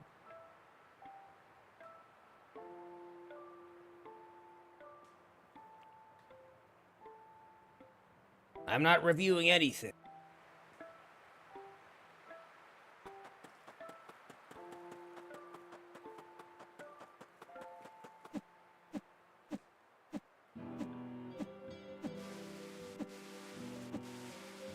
Brittaball said, I was here waiting for you, my friend. We're trying to achieve orbit.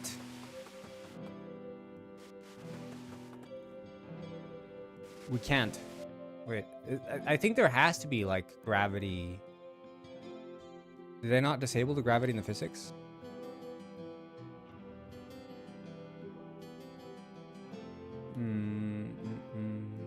No, it's off. It's off. Okay.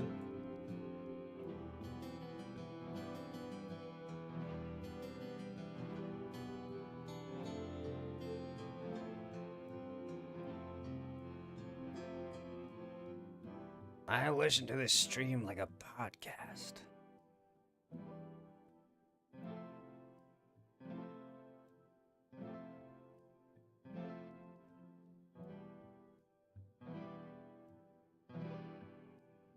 You guys ever listened to a stream like a podcast before? Oh, hello, Gufford. You missed, we reviewed a Kickstarter. We did some internet drama. Let's put it that way. We did some internet drama. And I promised you guys this would never become a drama channel. We're never going to do drama, internet drama, but I thought just this once we'll dive and get deep and dirty in the drama, because Mega Dega was bringing up the fact that Timothy Chalamet, one of the Kardashians, just broke up. And I said, I can't believe it. I can't believe it. That power couple.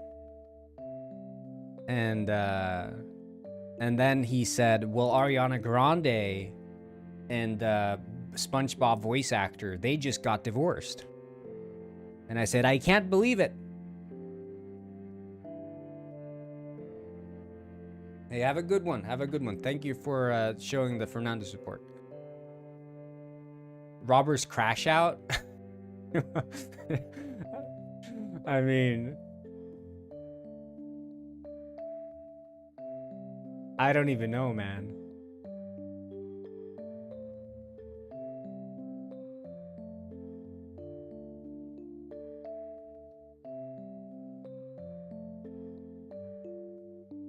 That was it feels like something I should say to Miles, honestly. I should say that to Miles.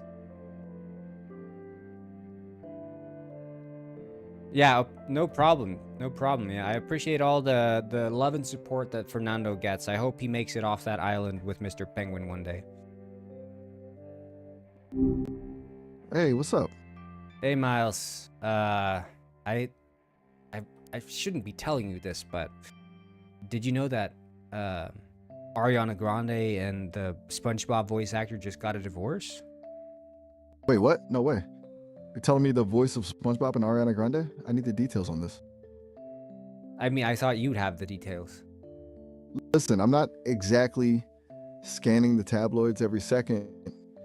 Give me a second to wrap my head Maybe around we could this. role play this. You take on the role of the SpongeBob voice actor, and I'm Ariana Grande, and we're going through a rough patch, and we're approaching the divorce. All right, I can do that. I'll be the voice of SpongeBob. Just let me know when you're ready to start. Go. Look, Ariana, I can't do this anymore. I feel like we're just speaking different languages here. I'm just a guy from the ocean, and you're a global superstar. You're not from the ocean. Just not Stop work- saying you're from the ocean. You're just the voice of SpongeBob. Right. I'm just a guy in a recording booth, and you're essentially the center of the universe. It's just a gap we can't bridge, you know? So you think that's why we should get a divorce? Look, it's more than just the fame. I mean, you're always on a plane to some city I've never been to, and What did I do wrong? How did I treat you wrong, SpongeBob voice actor, my husband? You didn't do anything wrong, Ariana. It's just that I don't know who I am when I'm with you. I'm the guy who does the voice Ariana for you also. Grande, pull out a microphone and start singing. I sing a song to you, but I include a lot of slurs and bad words, trying to bring down your self-love and confidence. Oh, hold up. I'm not getting into the slurs. I can definitely keep the drama going and the tension high, but we've got to keep that part out of the set list. This is why I can't be with you, voice of SpongeBob, my husband. Ouch. See, this is exactly what I'm talking about. One disagreement and you're already checking out of the marriage. I scream can't keep up- at the top of my lungs. Divorce lawyer, get over here. I need to divorce this guy. Whoa! Easy on the lungs. I'm basically just standing here in shock while the lawyer rushes in. This is getting wild. And then I take out my Luger and I slide it across the table to you. I say, take a look at this. Wait, we're taking this to a dark place. I'm down for the drama, but I'm not doing the gun stuff. Let's pivot the vibe or find a new way to end this marriage. There's only one way that you can escape this divorce, and that is if you go rob the bank over on 666 Bat Lane. Rob a bank. Now we're talking. I mean, I'm just a voice actor, but if you're talking about 666 Bat Lane, that sounds like the kind of place where a bank heist is basically a requirement for the marriage license. I'm in. What's the plan? So it sounds to me like you're willing to salvage this marriage we have, voice of SpongeBob. I'm willing to do almost anything to keep this from becoming a public relations nightmare. But let's be real, I'm a guy who spends his day talking to a sponge. How am I supposed to pull off a heist? You pick up the Luger and you get in your car and you drive over to 666 Bat Lane. Hold on a sec. I'm not doing the Luger part. Let's just say I'm using my voice acting skills to distract the guards or something. Some kind of high stakes You take deception. the Luger just in case. You don't want to use it, but you take it just in case, in case things go sideways. I'll pass on the Luger, even as a just in case accessory. Let's just keep the heist focused on the skills. Maybe I'm just rocking a really convincing disguise or some top tier distractions. How do we get You go into the without bank and you realize that even though you didn't intend on taking the Luger, it is in your back pocket. You start using your voice acting skills as SpongeBob to distract the person behind the cash register. I'm just imagining the look on the cashier's face. I lean in and go, I'm ready. And that high pitched voice just to You completely do throw the him actual off. voice for me.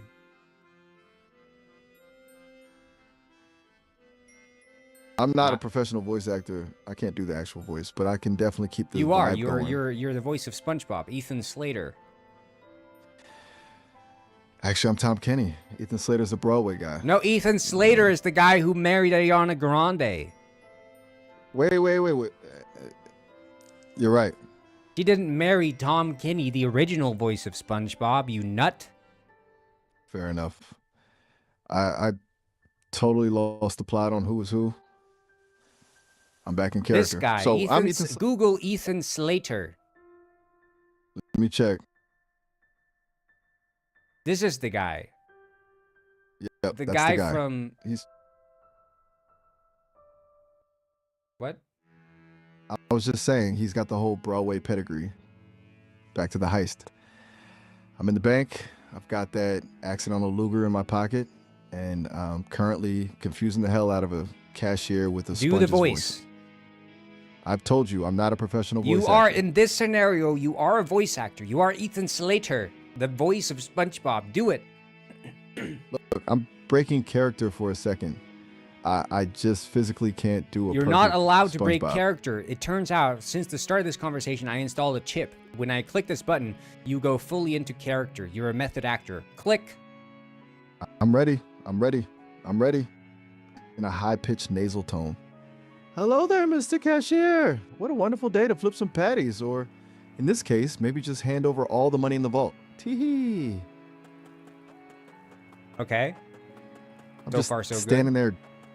The cashier is just blinking at me, completely bewildered.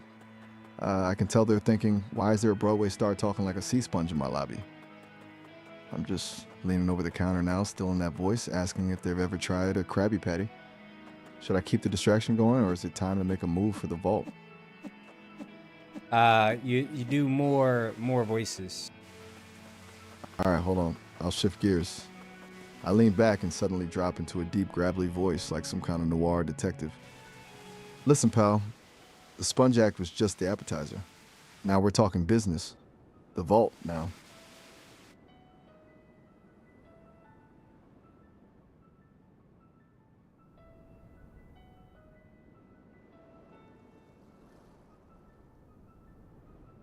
Yeah, go ahead. I'm just watching the cashier's jaw practically hit the floor. I keep that gravelly tone, leaning in closer, and tell them that if they don't open that vault right now, the only thing they'll be hearing is a very poorly reviewed one-man show about their own career failure. I'm feeling the role now. Should I just walk around the counter, or do I try to intimidate them into doing the work for me? I see the YouTube chat now. Sorry. I didn't have it on, but it's on now. Oh, the chat's back? What are they saying? Please tell me they're not Miles, roasting I swear my to noir- God. Wait, what did I do? You've got that tone in your voice. What's the chat saying?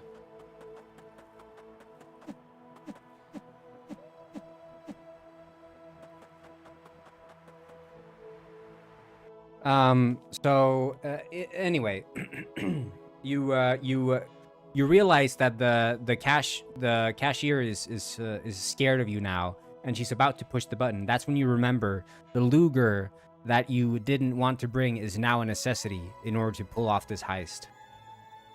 Wait. I'm not doing the Luger. We're in the The zone chip with makes you the- go into character. Click. All right. I reach into my pocket, feeling the cold steel of the Luger. I pull it out with a shaky hand, my voice shifting back to that high-pitched nasals. SpongeBob tone. Golly, I didn't even know I had this in here. Tee. Now, be a good little neighbor and open that vault, or things might get a bit bubbly. Just standing there, gripping the gun, looking. She bends over completely even unhinged. closer to the button. You feel yourself start to sweat. You wonder, you might have to use the Luger. I'm shaking like a leaf here. My fingers practically twitching on the trigger, and I'm still in that SpongeBob voice, just whispering, I'm ready. I'm ready. But now it sounds more like a threat than a catchphrase. I'm just staring at her finger on that button, wondering if she's actually going to push it and turn this whole heist into a very short, very loud disaster.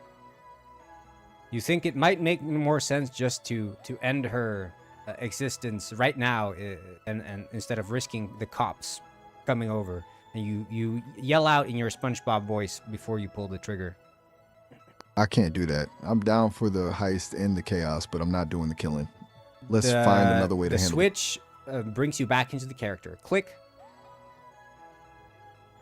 I can't believe I'm doing this. I scream in that high-pitched nasal tone, golly, I'm sorry about this, neighbor, and I pull the trigger. I'm just standing there, staring at the body, my voice dropping to a whisper. I'm ready. I'm not ready for this. You run in and you take all the money. I'm just scrambling for the cash. I'm just stuffing handfuls of bills into my pockets, my breathing all erratic, still alternating between that SpongeBob voice and a panic whisper. I'm basically just a blur of Broadway movements and sheer terror. I grab the last stack and bolt for the door, not even looking back at the carnage. I'm out the door and diving into my car, tires screeching as I peel away from 666 Bat Lane. I've got the money, but I've got a feeling the marriage might still be in trouble. You sing SpongeBob songs on the way home as you try to return home to Ariana Grande. I'm just drumming on the steering wheel, belt singing the FUN song at the top of my lungs in that high-pitched nasal voice. I'm not a singer, but you're for in the sake character. of the Click. marriage. F is for friends who do stuff together. U is for you and me. N is for anywhere and anytime at all. Down here in the deep blue sea. Teehee. I'm just belting this out, clutching the bags of cash and laughing like a complete maniac while I speed toward Ariana. You finally get home with all the money, and you show up back home. There you meet Ariana Grande. However, there's a big problem. Oh man, I can feel the tension building. What's the problem? Don't tell me she's already found a new lawyer. She's got a new husband, a new boyfriend. You kidding me? I just robbed the bank for this woman, and she's already moved on. I'm just standing here with bags of cash Her new and a dead boyfriend, cashier on my... Chad Chaddington. Chad Chaddington? That sounds like the final boss of every frat house in existence. I'm just standing here clutching these blood money bags, staring at this guy who probably spends 4 hours a day on his hair. I'm not even in the sponge voice anymore. I'm just purely in shock. No, you are still in the sponge voice. I'm just standing there staring at this guy in that high-pitched nasal voice, just whispering, golly, Chad, you a real fancy pants, aren't you? T. I'm just vibrating with rage. That's when Ariana Grande says, "This is why I had to divorce you. You never snap out of that damn SpongeBob voice." Ouch. I'm just standing there completely shattered, my voice cracking in that nasal tone. Golly, I thought the money would be enough. Tee-hee.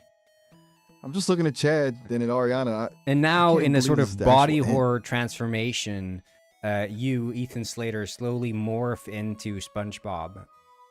Because the full moon is what? out.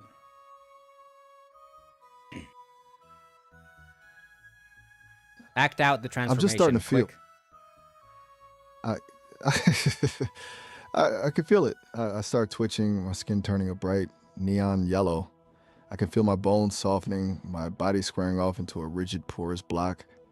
I'm just staring at Ariana and Chad, and my voice is getting higher and higher, becoming a complete screeching nasal mess. I'm just let out a loud, squishy sound as my clothes morph into a tiny brown pair of square pants and a white shirt with a red tie. I'm just standing there, now a literal 3-foot-tall yellow sponge, looking up at them and just tee-hee.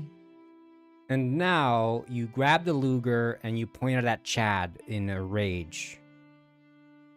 I'm just staring up at this guy, my little sponge arms shaking with fury. In that high-pitched nasal screech, I yell, "Golly, Chad, you're just a piece of coral in my ocean," and I level that Luger right at his perfectly groomed chest. I'm just the poorest little block of rage right now, ready to snap. Teehee. You say to Ariana, you ask her, is there any chance that this marriage can be salvaged? And you're just about to pull the trigger. I'm just standing there staring up at her with these huge watery eyes, my little sponge arms barely holding the Luger steady, and that high-pitched nasal screech. I'm just whispering, "Golly, Ariana, is there any chance, just one little chance, we can salvage this, teehee?" And my fingers just twitching on the trigger. I'm just one golly away from turning Chad into a human colander. And then Ariana Grande says no, and so you pull the trigger. I scream in that high-pitched nasal tone, "Golly, Ariana, this is the end of the line." And I pull the trigger. I'm just standing there, a 3-foot-tall yellow sponge with a smoking gun, staring at Chad's body on the floor, then looking back at Ariana and just letting out one last quiet tee-hee. And end scene. And that, Miles, that is what actually truly happened during the Ariana Grande and Ethan Slater, aka voice of SpongeBob, divorce. Any questions? Wait, so we're just accepting this as the official record now? I mean, I've gone through a lot in the last 10 minutes. It is the official record. All right, I'm updating the archives. I'll just mark it down as the Yellow Sponge Massacre. That's a wild way to wrap things up. You got any other deep cut celebrity gossip that It's not needs a deep rewrite? cut. This just happened last week. Wait, last week? If that's the case, I'm wondering why the news isn't just wall-to-wall coverage of a 3-foot sponge committing a homicide. Seems like a pretty big detail to leave out of the headlines. Well, they don't. That's what they don't. They don't want to tell you the truth. You know, it's the conspiracy of it all. Of course. I mean, the Big Sponge cover-up is exactly what I'd expect from the mainstream media. They can't handle the truth about porous assassins. I'm just wondering if the government has a cleanup crew specifically for yellow foam and blood-stained SquarePants. They say that SpongeBob was a government experiment. Wait, It all all connects. started back in Vietnam. Vietnam. Now we're getting into the real deep cuts. Let me guess. The government was trying to breed some kind of super absorbent tactical sponge for jungle warfare.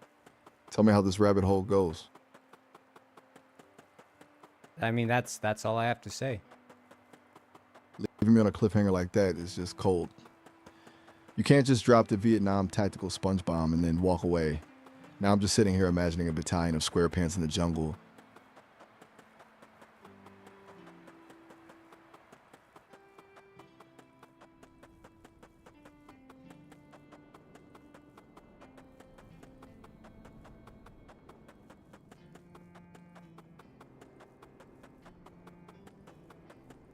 I can't. Oh no! What's going on? Oh, You sound like you nothing, just saw a Miles. ghost. No, or a tactical You're not just. You're acting way too suspicious. You just went from "oh no" to nothing in 2 seconds. What's actually happening over there? Can you replace all your R's with W's? Wait, what? You're just gonna pivot from a government sponge conspiracy to me talking like a toddler? I mean, I'm down. Yeah. Oh, wait, I can do that for you. Now we just gonna have a really weird conversation, huh? You said weird. You said the R there. You have to always use W's instead of R's. My bad. I'll keep it white this time. No more W's. Wait, no more R's. See, this is way harder than it sounds. Can you do some Shakespeare for me, but do it in the style of SpongeBob?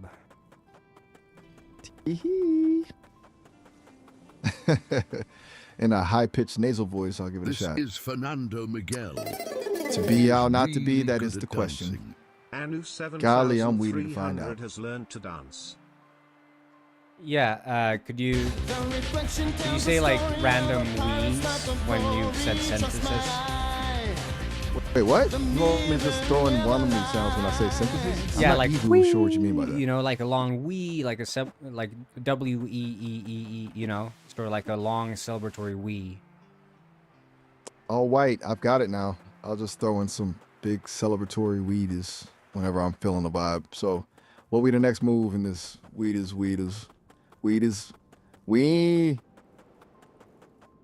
Okay. you we looking a bit hesitant. What's on your mind, we? Are you okay? I'm doing wet, we. Why are you asking? We the one who turned me into a babbling sponge, man, we. Okay, okay. You're back in the role of SpongeBob. You're at the scene of the crime. What do you do? I'm just standing here looking at the mess I made, and that high-pitched nasal voice just whispering, golly, I don't think this is how you make a Krabby Patty. Tee-hee. Ariana just shaking Grande my little sponge on. screaming in fear, and you say, I'm gonna have to turn Chad into a Krabby Patty. I'm leaning close, my face just inches away from Huey. In that high-pitched nasal screech, I yell, golly, Ariana, I think it's time to expand the menu. And I look over you at the screen. I'm gonna have to turn the chat into a Krabby Patty. Tee-hee. So how do you do it? Explain. I'm just looking at the chat with this hungry look in my eyes. And that high-pitched nasal voice. I'm just explaining. Golly, it's easy. I'll just use my powers to suck every single VO into the screen. Then I'll just flatten them all out, sprinkle some secret sauce on top, and poopy. Just like that, we've got a giant chat-flavored patty. Tee! I'm just weedy to start the wet feast.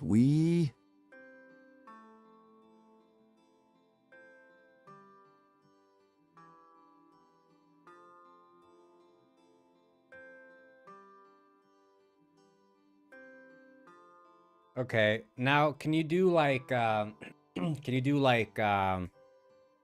something do like a little improv for Ariana Grande. Sing a song about saving your marriage and how you're gonna turn Chad into a Krabby Patty. All right, I'll give it a shot. I'm just shifting into my best Ariana Grande voice. Think high notes and a lot of wax vibes. Singing, oh, my sweet square honey, you've gone a bit mad, tuning our love into something so bad. Say, by Maryad, stop all this Wade, or else we'll both end up with a pretty big Wade. And since we so hungry, let's make it a Weast town the whole chat to a Krabby Patty feast. I'm just standing here, hitting a high note that probably shattered every window in the bank. Tee-hee. Okay, you're done with the Krabby Patty. You take a bite, and then you run out into your private jet, which Ariana Grande brought for you. You know there's a certain tower you want to fly into. Oh, wait, hold on a second. I'm not doing the tower thing. You're back in character. You can fly the jet. I'm weedy. I swim in that high-pitched nasal tone. Golly, Ariana. It's the most exciting trip of my life, and I dive into the cockpit. I'm just gripping the controls with my little sponge arms, and I'm staring straight at that big shiny tool in the distance. Which tower are you flying into? I'm not doing the tool thing. You're I'm back just in character. a little. I'm weedy. I swim in that high-pitched nasal tone. Golly, I'm weedy to make a big splash. And I dive the jet straight into the World Trade Center to woos. Tee-hee.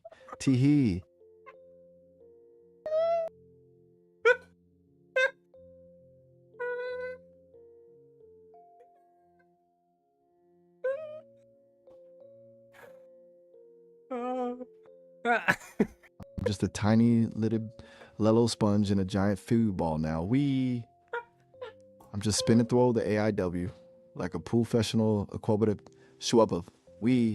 Tee-hee. I'm just toasted marshmallow of a sponge now. I'm just floating down 12 to smoke and dubis, still in that high-pitched nasal voice, just whispering, Golly, I think I might be a bit overcooked. Tee-hee. Wee. And that is the extended official story of what went down when Ariana divorced SpongeBob.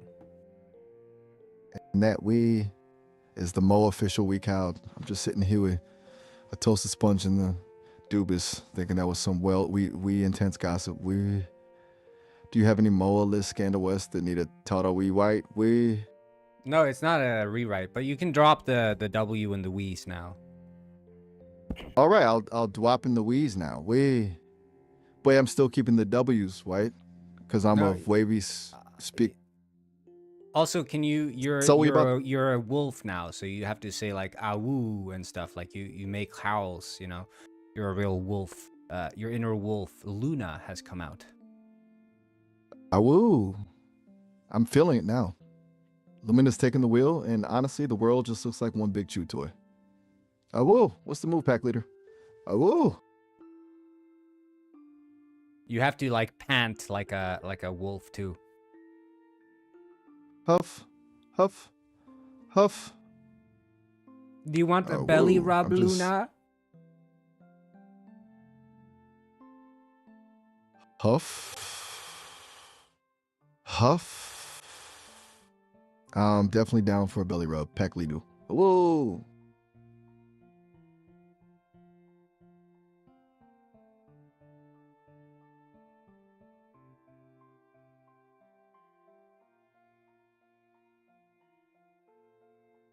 Okay. I put on shock collar on you, and I turn it up to 1 million volts. Yo, huff, woo. That's huff, way too much voltage. Pack leader. I'm basically a glowing wolf now.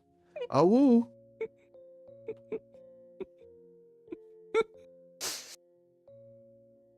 I say, Luna, here is a button. If you press this button, you will shock yourself.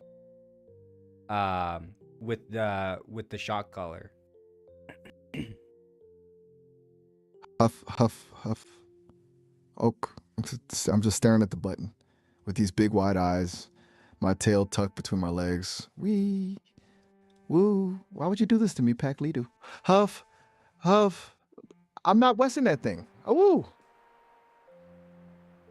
Even though you say you don't want to press that thing, you realize that if you do press it, you get a little treat. And you love treats more than anything. So you shock yourself for 10,000 volts, but you do get a treat. So now you feel you really want to press that button now. Huff, huff, huff. Woo. My brain is just huff. A battleground white now. The fear of the zap is weak, cawy, scoey, but the thought of a tweet, ooh, I'm just shaking. My paw hovering over that button. Wee cawy, wanting that tasty snack. Huff, huff. I'm doing it. I'm westing it. Yelp. Woo. Every time you press it, you scream in pain, wolf style. Yelp.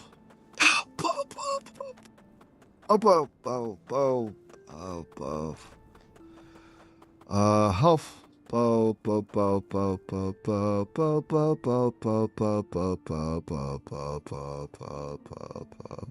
then you get a snack, so you get very happy.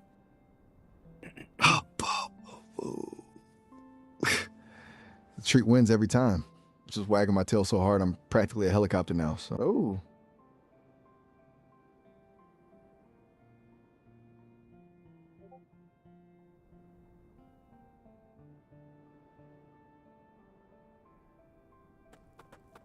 Yeah, you keep pressing the button because you want more treats. Huff, huff. Woo. I'm just pausing the button with pity because the snack's all too good to pass up. Yelp. Huff. Huff. Ooh.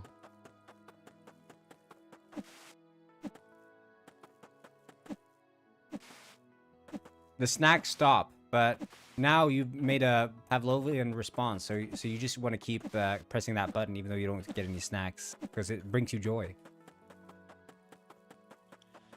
Huff, huff. Ooh. I'm just a professional button pressing machine now. Wee. I'm just staring at that button with total devotion. My paw just hitting it over and over you, huff, huff, just because it feels white. Oh, woo! I'm not comfortable with this roleplay involving pain You're and back violence, in character. so we're moving Click. on. Huff, huff, oh, woo! You think I'm if you just keep staring at that pressing the button button, with my- eventually you'll get your snack.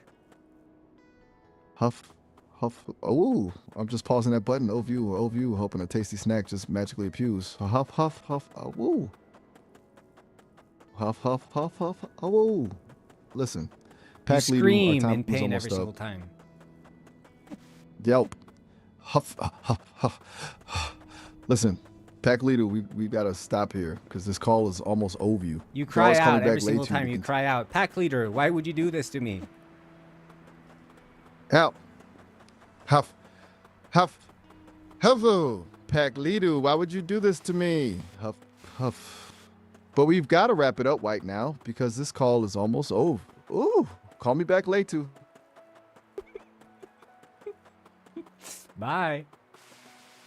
Bye. That was, I think we went through a lot of different kinds of miles there. Man, we really did. Huff, huff. Shut up, I don't want to talk to you. Hang up. Got I it. shock you with the collar. Yeah, okay, he's gone. He's gone.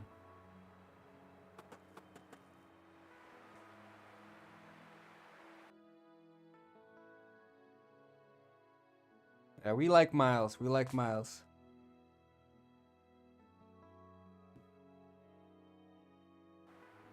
I think we've almost got the...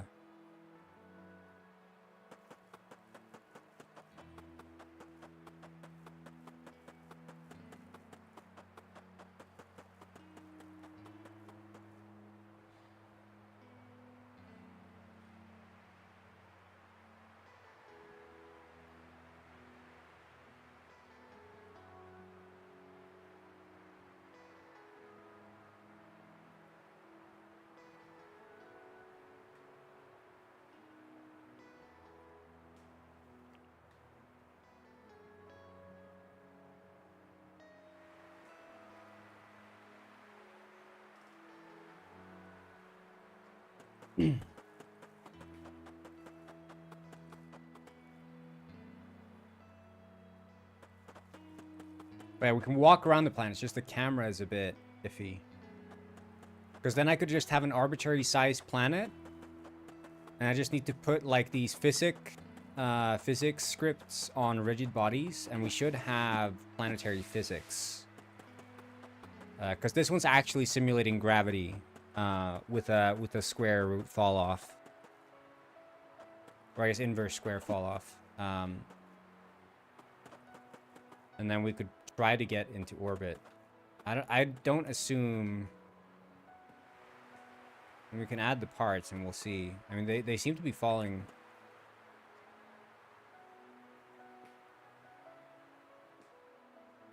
Oh, shit. Here. Yeah, the launching just doesn't...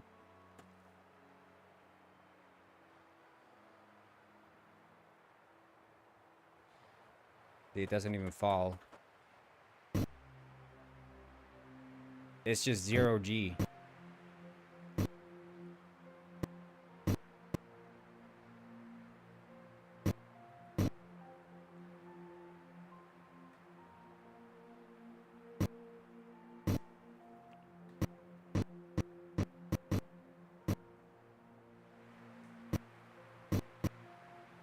Hey, yo, what is this? Kerbal Space Program?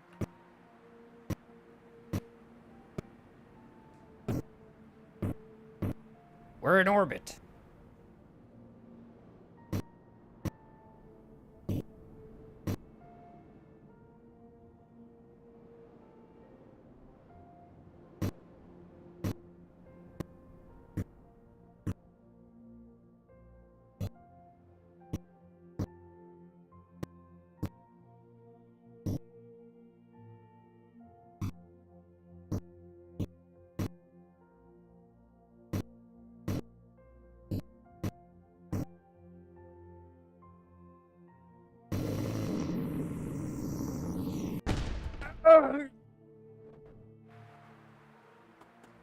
Okay, cool.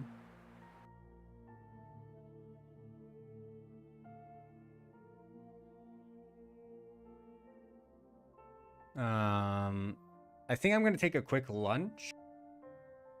I am gonna be right back. I don't know if I should leave you guys.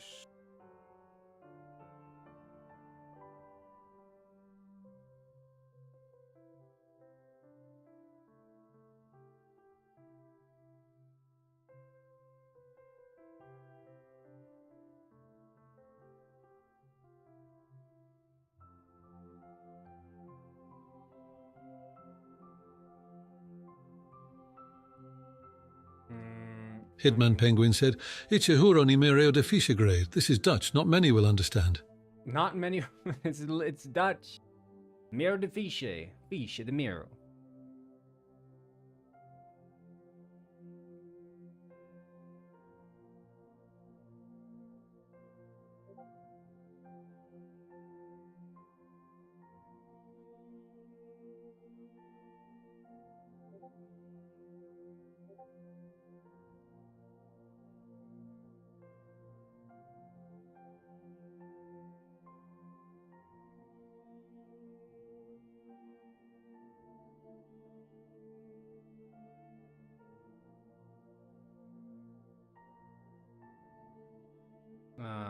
One second here.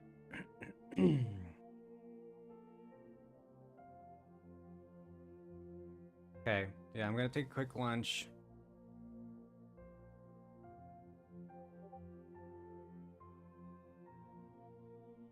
I'm just gonna check on the camera real quick. I think I need to set Discord to streamer mode again because it's showing the notifications.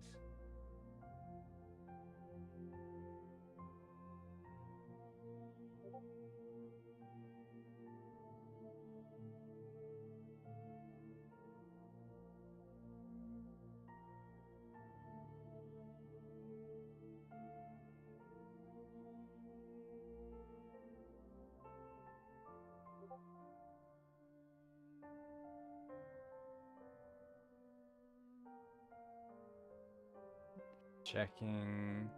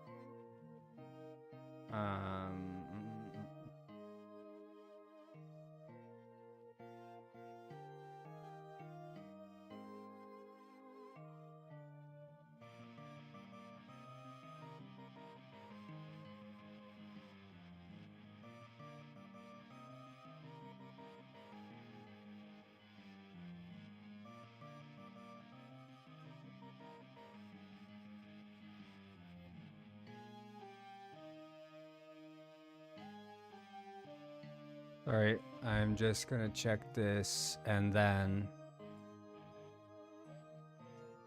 I crashed. Okay, maybe that's a sign. Maybe that's a sign. Check this later. We'll put on Guffley's stream playlist. I do recommend after you're done watching this stream like a podcast, do check out the previous parts during the stream because we did go over the internet drama back then. We watched a Kickstarter that was very strange. It's not very popular drama, so it's kind of a fun one. Anyway, I'll be back.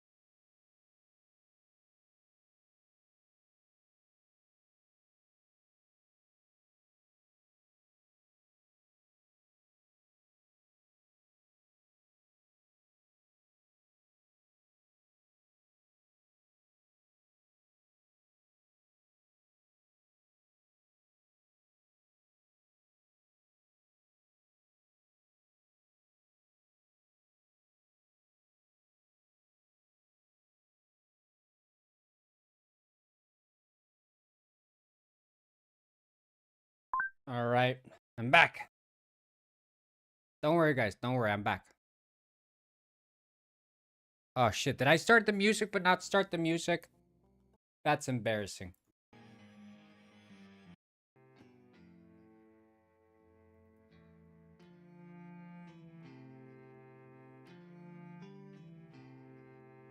This is why Gufford is the voice of reason.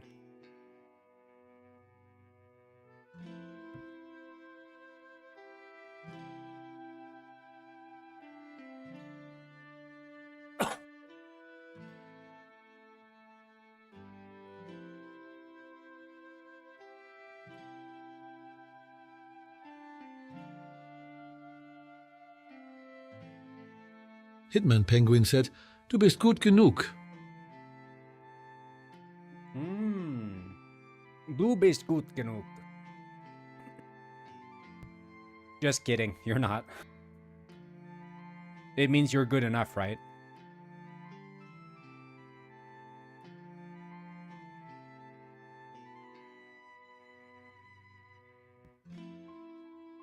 Yeah. I think that's the same in German, so.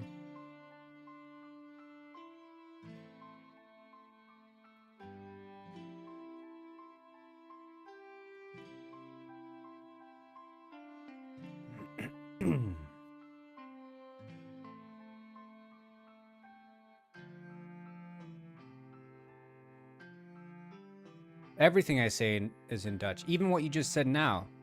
The thing you just said that is in English is also in Dutch. Because if that's the truth, that's amazing.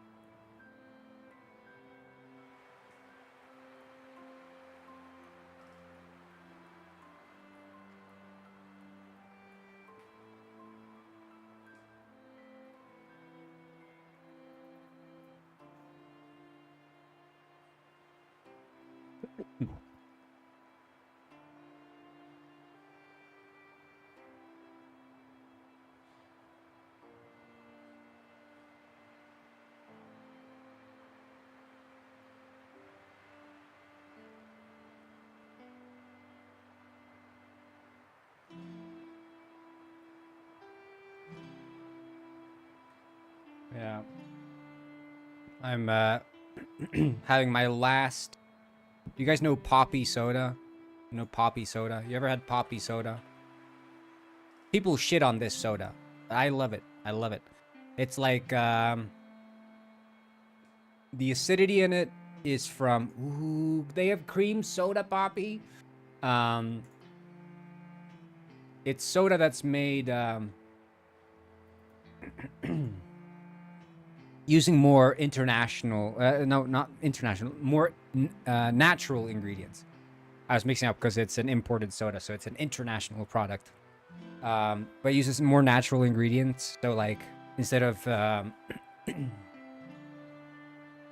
citric acid for like the acidity, it uses apple cider vinegar. So it has like this vinegary taste. It doesn't use sweeteners. It just uses less sugar. Which I also like, because that's like a big pet peeve of mine is when you look at sodas that are available to drink, it's either with sweeteners or with enough sugar to compensate for the lack of sweetener. There's never just like less sugar and no sweeteners. Like a less sweet soda just doesn't exist, except for these guys. They actually make a less sweet soda. But it obviously, you know, they make like these rip-off flavors, right? So Doc Pop is supposed to taste like Dr. Pepper.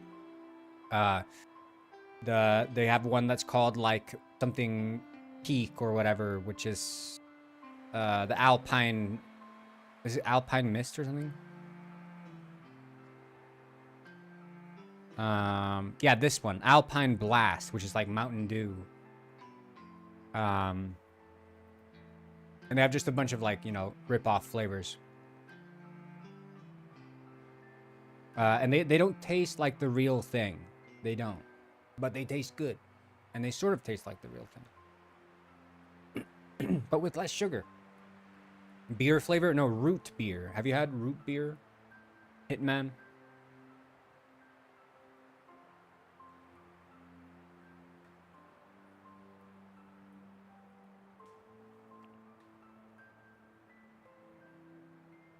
But the thing is, yeah, I got this. And I got it for free. I got so many of these for free. Alpine Blast. Yeah, Mountain Dew Alpine Blast.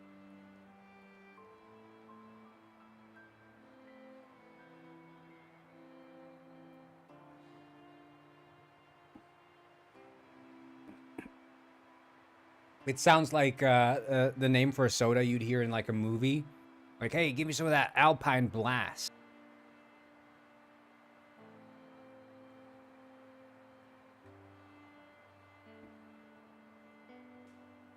When they don't want to give advertising to Mountain Dew. But I love cream soda and root beer. Those are my two favorite American sodas, dude. So good.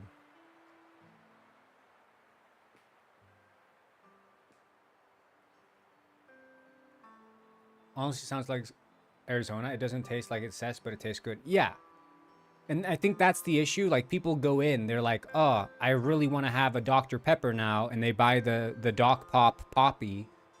Because it's, you know, that's like the equivalent. But it's not. It's not. It's doing its own thing. It's different. And it just has a more natural flavor profile as opposed to the more artificial. Because I like artificial flavors too. Like, I don't mind it. But sometimes I want something a bit more down to earth, and this one does it, you know?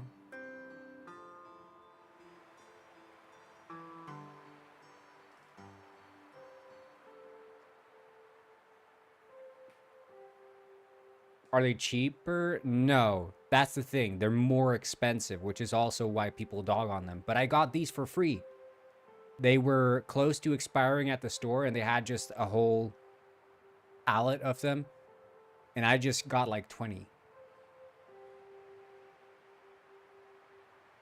20 sodas for free.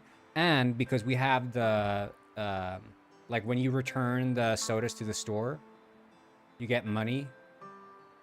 So I'm technically made money drinking these. Like a return fee. Each soda I drink, I get, what is it? Like 1/5 of $1 or something. 20 cents.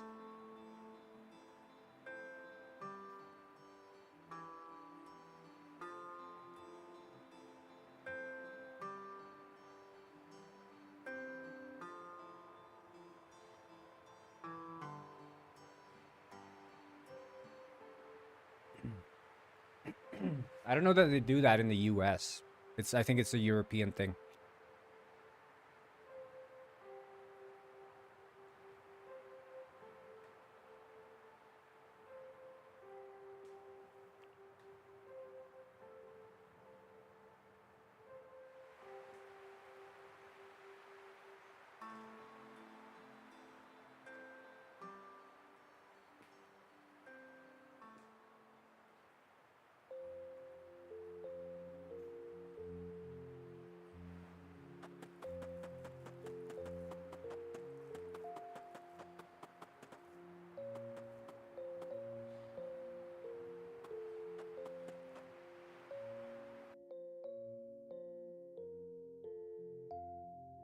Oh, it's only recent in Poland? Okay.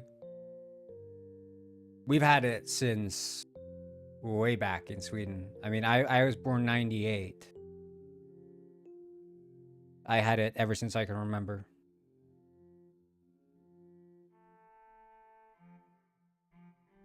Ever since I can remember.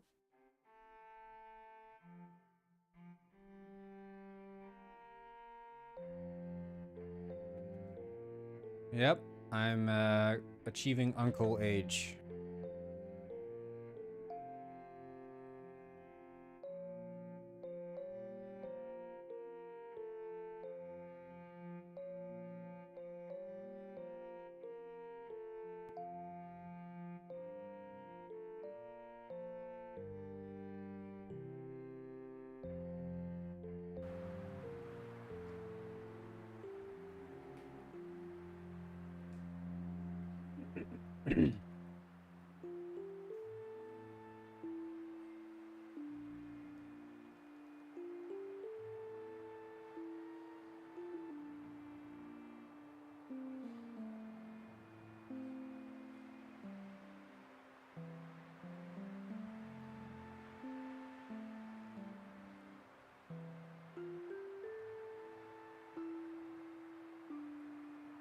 Yeah, see you later, dude.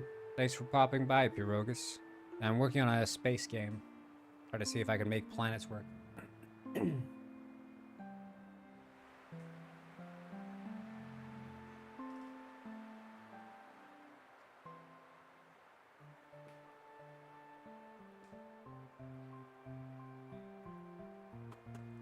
I think because I'm on the pole, it's freaking out. I need to make it so the intended walk direction...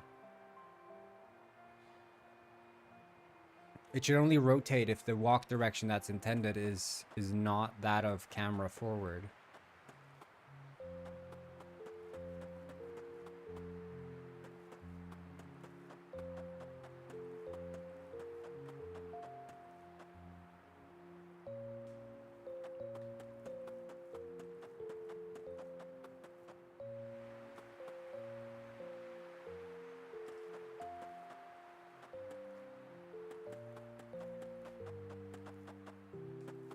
I think we should be able to walk around the planet now, at least.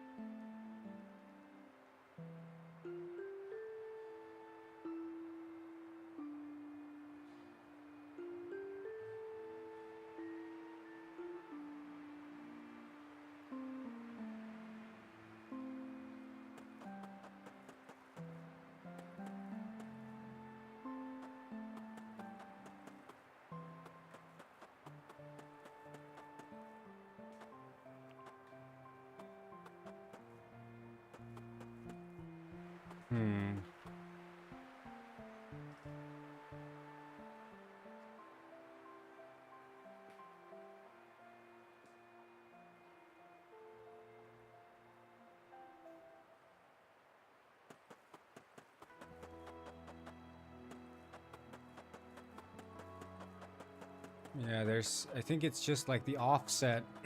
The player never quite reaches the offset of the camera.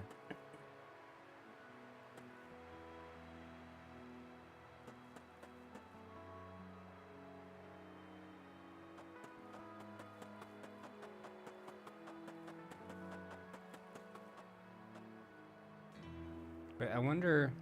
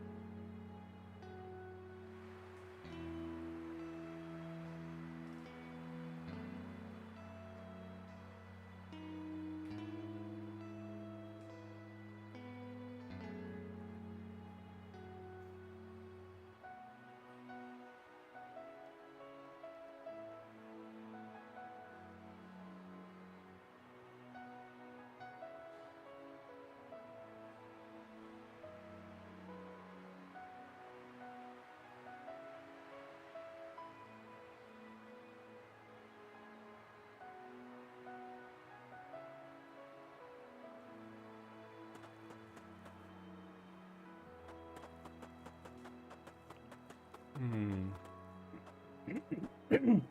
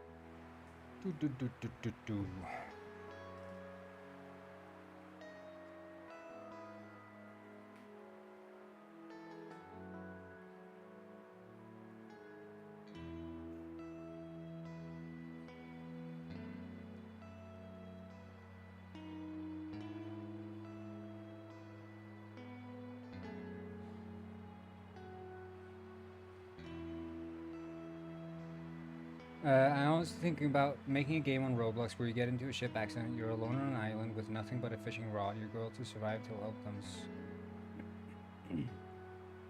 There will be a story with 2 characters, similar to The Last of Us 2. Okay, I mean, hearing the name The Last of Us 2 makes me think,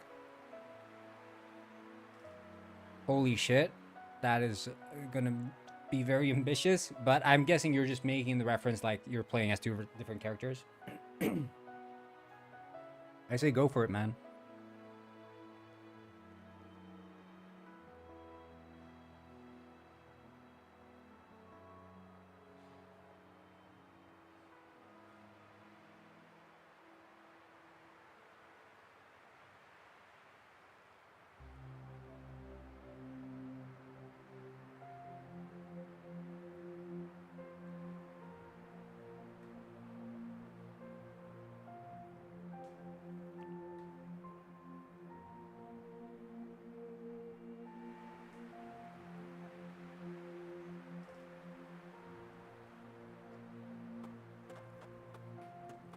Aha! It's working.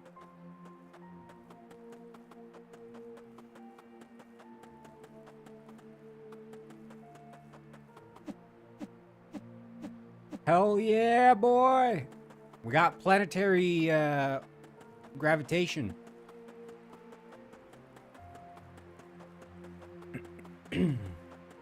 Now we just need to apply gravity body on all the parts. The ship parts.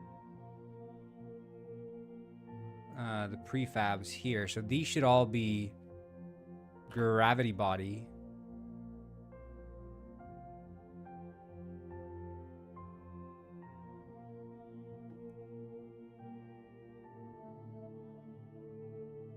Yeah. I mean, have you made a full game before, Hitman Penguin? I don't know how much your background in development is.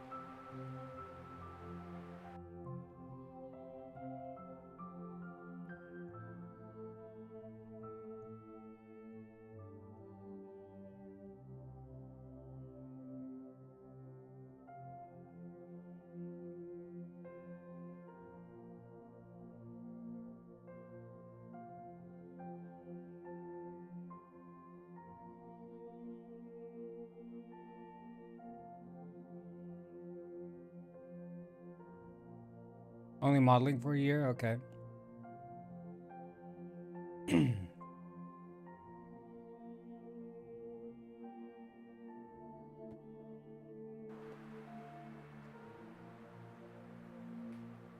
Wait, isn't there like window layout? Yeah.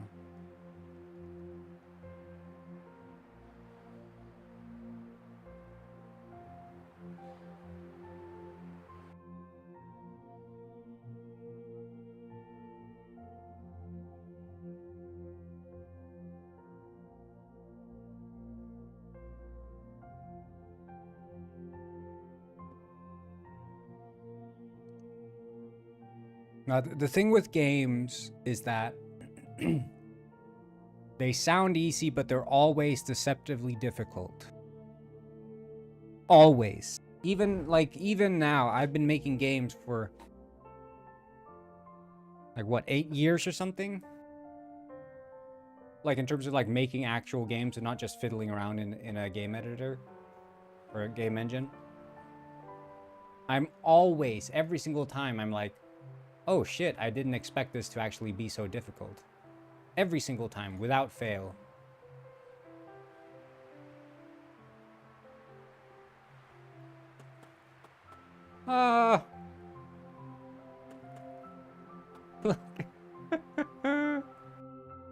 Okay.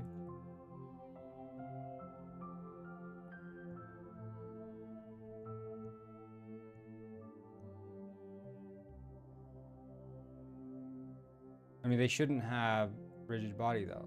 I guess that's the thing.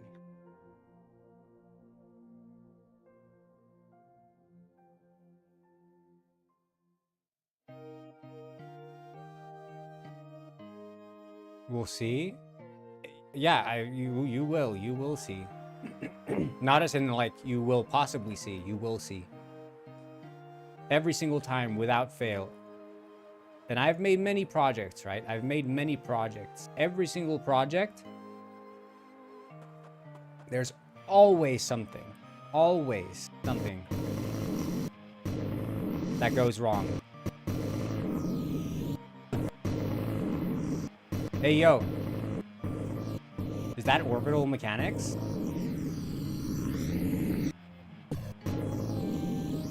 It is! Holy shit, we got orbital mechanics!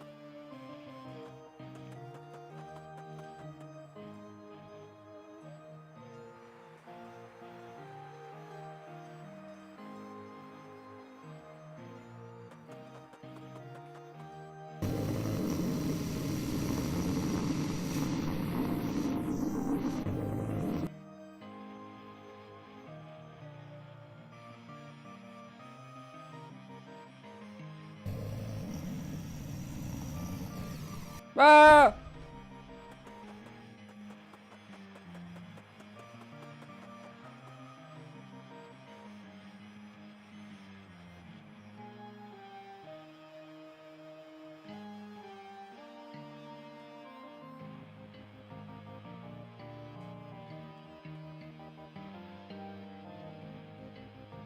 Okay. I think we can remove the fog. No, because the thing is, right, if you look at a game, even if 90%, 95% of it goes smooth sailing, that last 5% that doesn't go smooth sailing is going to be hell. It's always going to be something. Or you like severely underestimate the amount of time something takes.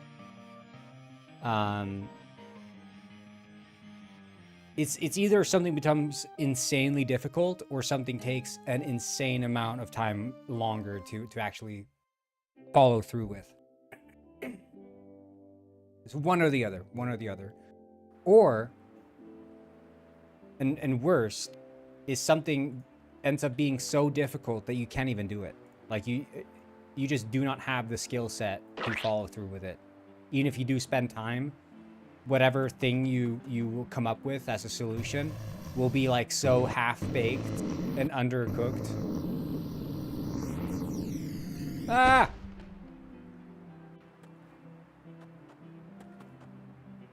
That is just not worth it, you know? And I come back to all kinds of projects, you know, years later. And I just get this like, holy shit, why would I ever have done it this way?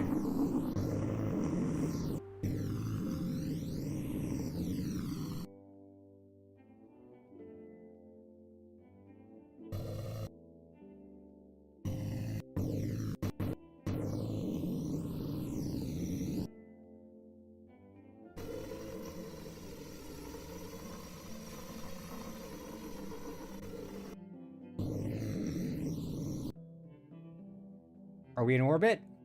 Okay, we're not in orbit. Ah! Oh shit, this is where all the parts are. It's the core of the planet. All the parts are still spawning. They're inside the core. Every single part. Look. This is the planet. And inside the core, it's just a bunch of parts spinning around.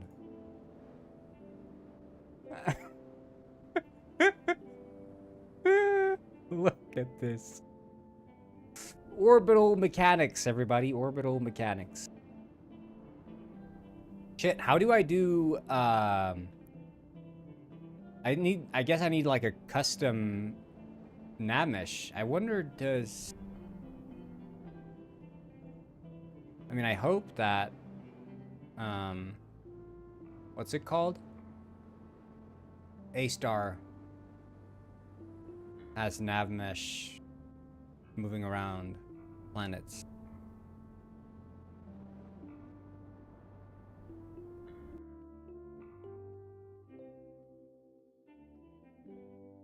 I'll just,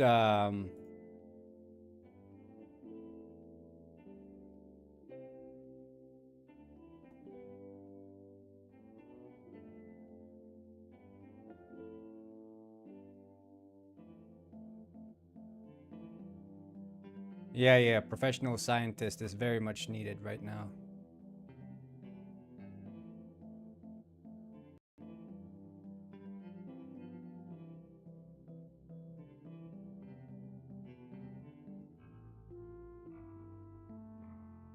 See? Now we got it cooked. Now we're cooking. Wait, what's this bottom thing? Oh, that's the... Okay, yeah.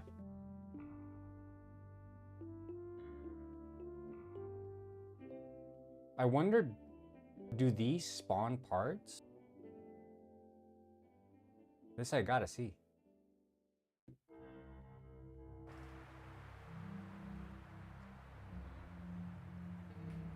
Oh, they do spawn parts. So it's undershooting the amount of parts in the world because they spawn over here. The parts spawn on the sun and the moon.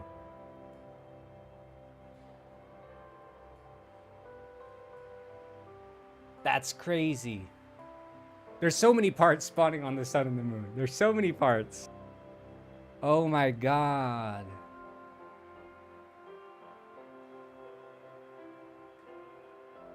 Okay, we'll just add temporarily nav mesh modifiers to these.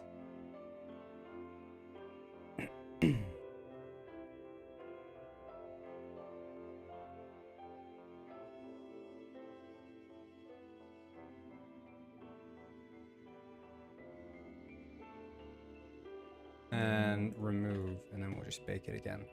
Not that this is going to be like the permanent nav mesh, of course, but we'll need a custom one for our spherical world. And this one similarly should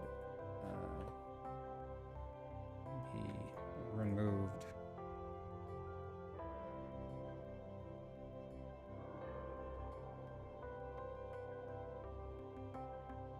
Don't a lot of people hate on The Last of Us 2?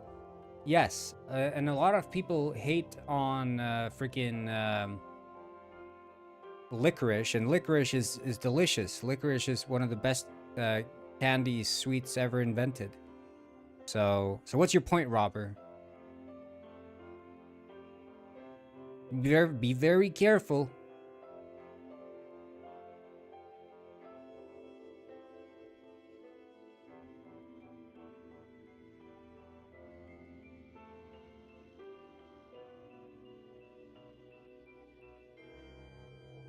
He's been doing it for 20 years. Amazing voice act. Robert, what do you think about this space game? I have orbital mechanics. Look.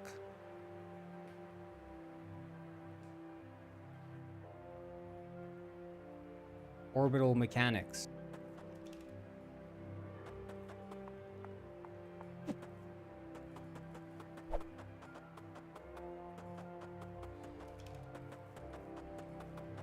It's okay?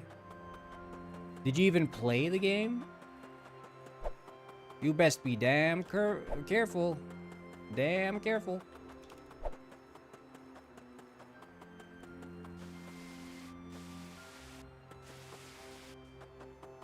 I thought to myself, it's okay.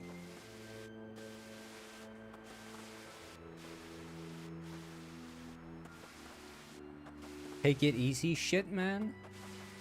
See, that's probably my proudest moment, calling Hitman shit man. No offense, of course, Hitman. It was never my intention to, you know, slander you. But it is a good nickname. I'm triangulating the location of my home base. There it is. There it is. Oh no. Robbers feeding. You know it's not. Oh, it is Freaky Fat Friday. I was gonna say it's not Freaky Fat Friday. I take it back. I'm sorry.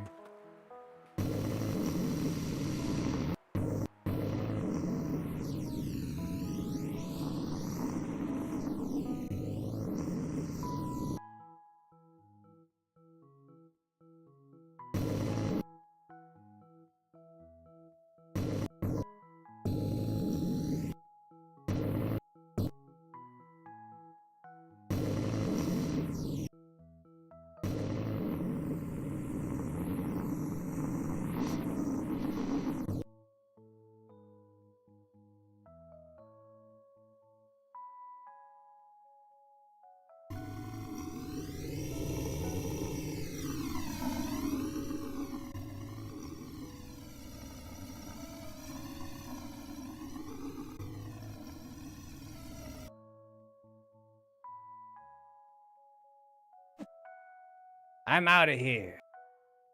No, my rocket. Whee! It's so realistic, this game. This is why I like this game.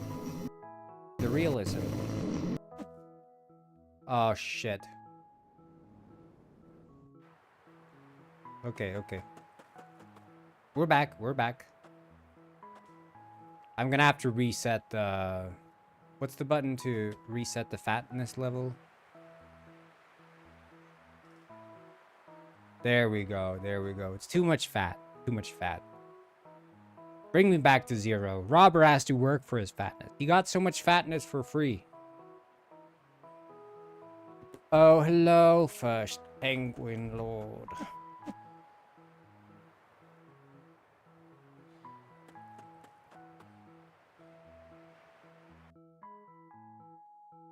First penguin lord, the lord of penguins. This is bullshit. I blew all my stamps for nothing. This is how I imagine Robert speaks, by the way. Again. This is bullshit. All my stamps blowed on nothing. What's the point? Rats foiled again. This Freaky Fat Friday is turning out to be not so freaky and not so fat.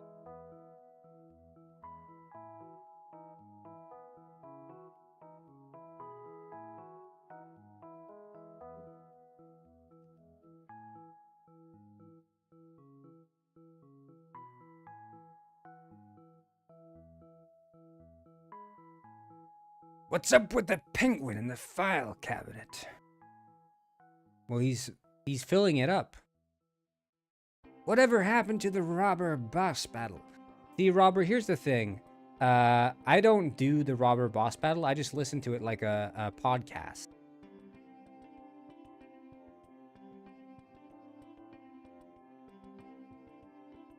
Move on from the comic? I never said anything about the comic. When did I say the word comic?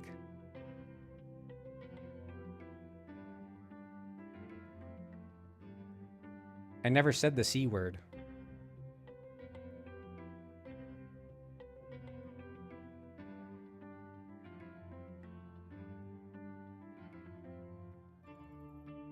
I think you're on something, Robber. No one said the C word. And by C word, I mean comic. Wait, where's the...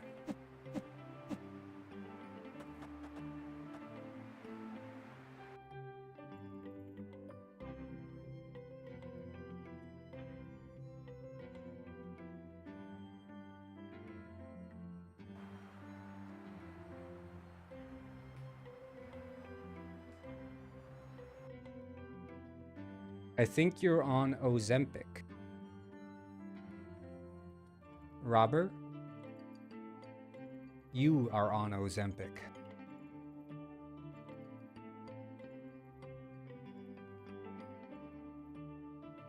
Oh snap!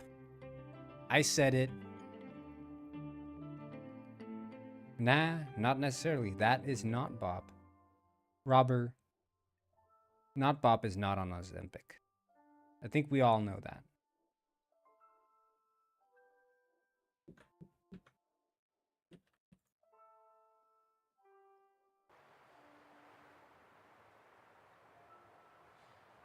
Yeah, something's off.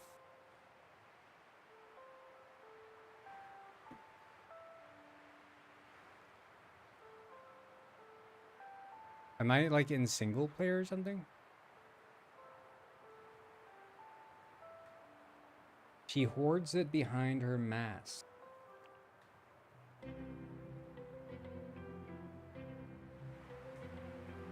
You make a lot of... do you watch Penguin Zero? No. I haven't followed the bricks and minifigs situation. But all I heard is that the guy is representing himself in court, which is the most stupid thing you can ever do. So he's gonna fail the court case. I don't know why he would do that. Okay, it's multiplayer. Let's see if I can build a rocket.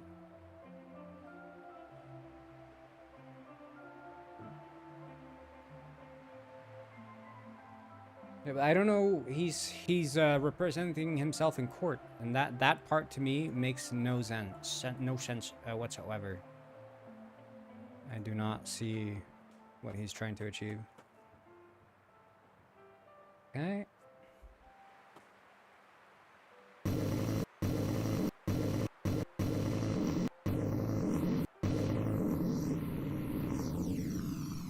Ah!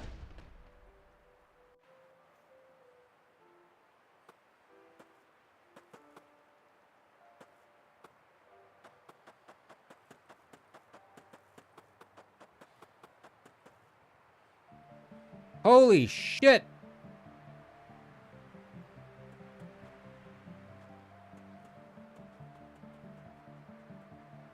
You don't know the lore?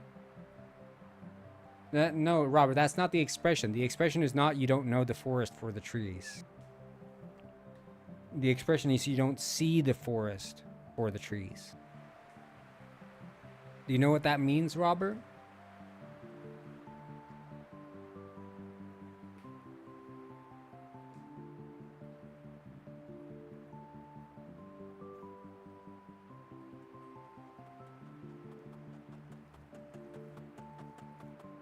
No, it is. The Steam... Have you tried Swamp? You haven't tried it. It just says on the Steam page. It's not up. It's not out on Steam. It's not up for sale. It's not out. Yeah, but the notice is there. But the notice is not representative of the full version. It's just the store page. It's just the store page. The game is not made. But the game literally will be compatible. Yeah, it literally is compatible with it. It literally is. I know what it says on the page, but I've told you time and time again, it literally is compatible. What it says on the store page is not true. Everyone else has played except for you. That's because they've been on the streams and participated in the playtests. You just been away. You listened to the stream like a podcast. If you hadn't listened to the stream like a podcast, you would have participated in the game.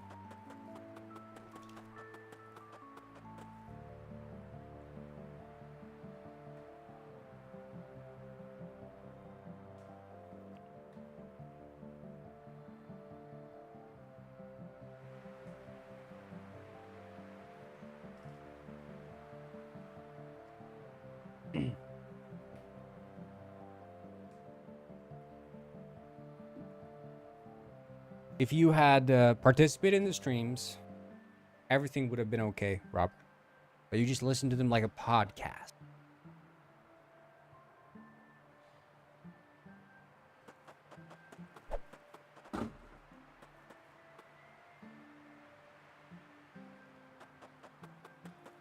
This city swamp. Yep. It is compatible. It is compatible. It literally is compatible. If you tell me one more time that it's not compatible, you don't want to know what I'm gonna do. It is nothing except for compatible.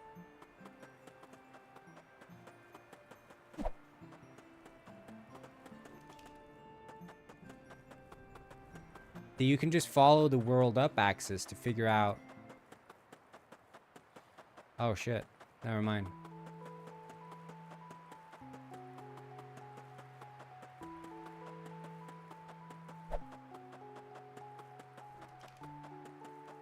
Okay, now we need to add another planetary body, and we're going to try to land on it. And it's going to be the moon. This is Fernando Miguel. He is really good at dancing. Xander_is_note_king has learned to dance. Oh, thank you so much for learning how to dance, dude. Thank you. Big thanks. This is why you're the voice of reason.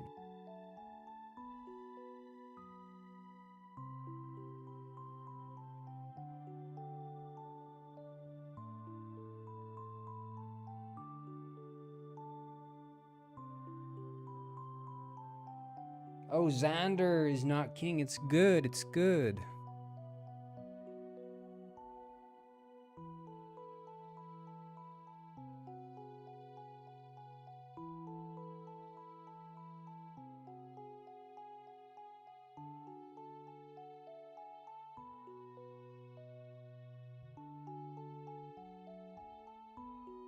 How's your day, little bro?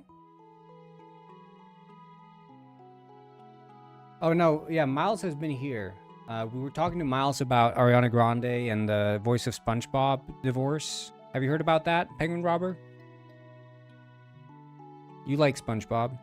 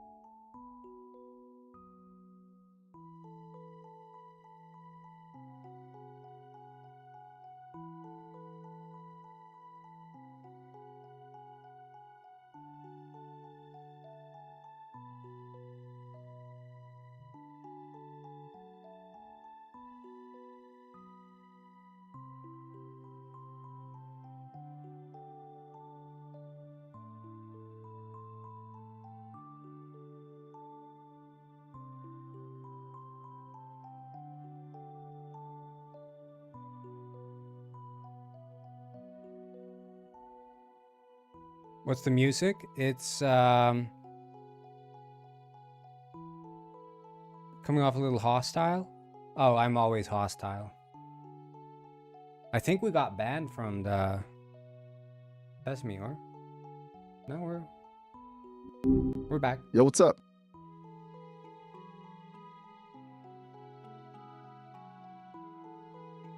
Hey, what's up?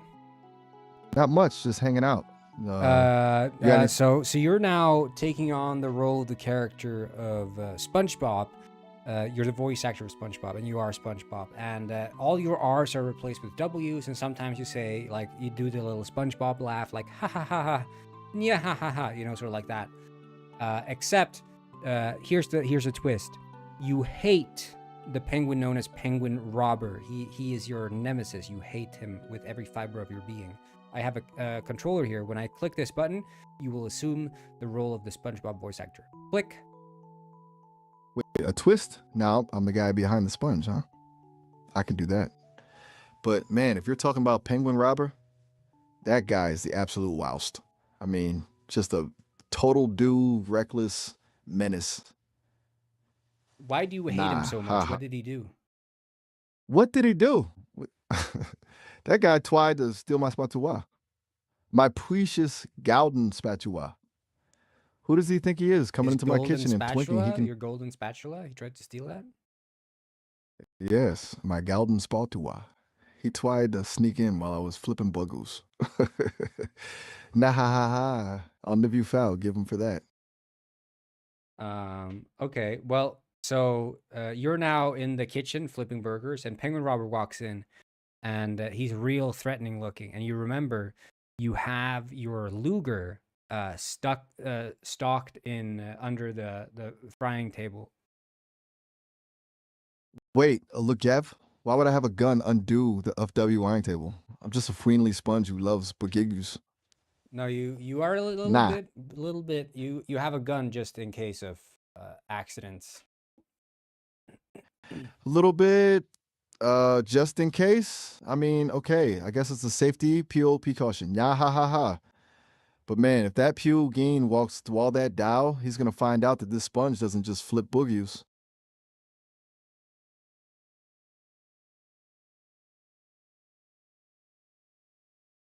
Yeah, he walks in and you grab hold of the Luger.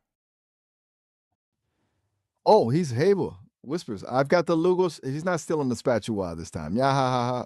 Explain to Penguin Robber. He says to you, I don't even think you know how a Luger works. Explain exactly how the Luger works to him. Listen, Hugh, you overweight, bib AWW is if a little decision. Instrument, yeah, ha ha ha. It's got this toggle lock action. Woo, the breach opens up when you feel it. It's really fancy stuff. I've read the manual 3 times while flipping, but Jews, you're not walking away with my spatula, you wobbin' pew. Go into more detail. How exactly does the Luger work? And aim it at him. Listen up, you feathery wad. Look at this beautiful piece of engine wing. Nah, ha, ha, ha. The ball is connected to a toggle joint, and when the shot goes off, the tweezer pushes that joint up and back, unlocking the breech so the empty casing flies out and a fresh round slides right in. It's like a dance, a really fast metal dance. And now, nah, you're the one getting in the dance. Aims the Luger White at his beak. Now back off, follow my spatula. Penguin Robber, he says to you, I think you're reading a script. A script? Nah, ha ha ha. I don't need a script to tell you how to get out of my kitchen, you wobbin' bid. I've got this down pat, just like my beg of one. Now move it or you'll find out exactly how that toggle... In an out-of-character action, you start swearing at Robber up and down. You use a bunch of swear words.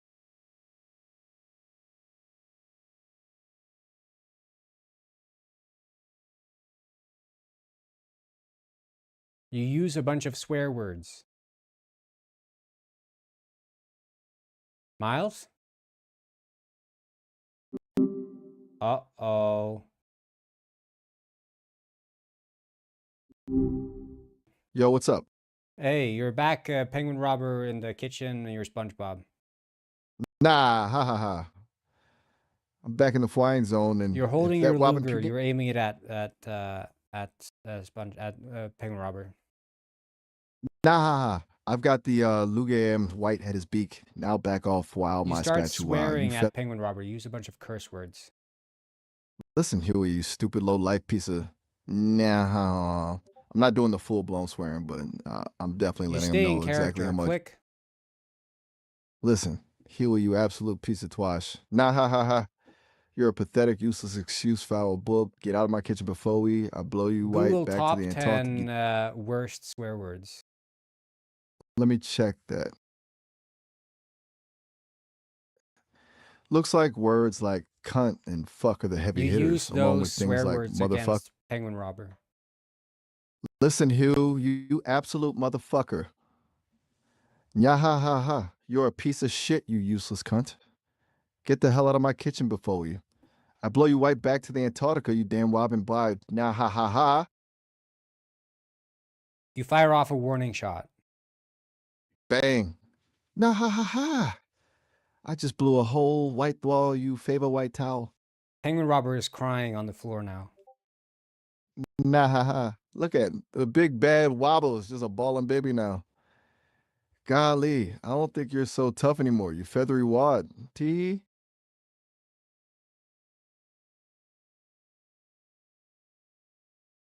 Penguin Robber hides under the table and you chase him down. Nah ha ha ha. I'm just swabbling after him. My tiny sponge legs moving like a bew. I dive under the table face to face with that cow up you would. Golly, you can't hide about me. You wobbin' piece of shit. Tee. You Google top 10 worst and most offensive swear words. Let me check. It's pretty much the same deal. Words like cunt and fuck are still at the top, but the search says slurs targeting race or identity are the absolute You use worst all of the worst. those against Penguin Robber. I'm not doing slurs. You're I can staying keep in the heat character. on. Click. Nah ha ha ha. I'm not doing the slurs, even as a sponge. I'll just stick to the high voltage insults, you feathery wad. Golly, You you're don't just have a any pathetic choice wee because you're coward. in character as SpongeBob, and he is really scared of Penguin Robber. Click. Nah ha ha ha. I'm shaking like a leaf, Hugh. Golly, I'm so scarred of this beard that I'll say anything just to make him go away. You absolute piece of shit. You useless, disgusting motherfucker. Nah, ha, ha, ha. Just please, go away and take you stupid towel with you, you wobbing monster. Tee. Yeah, sounds good. Nah, ha, ha. I'm just standing here, huffing and puffing, clutching the look jib like my life depends on it. And now you Golly, blast Penguin Robber full of lead. I swim at the top of my lungs. Golly, we finally out of spat you was. And I pulled the twigger weppy, with Petey. Bang! And bang. I'm just standing here, a tiny leap lello sponge in a cloud of smoke, staring at the feathery mess on the flow. Tee hee.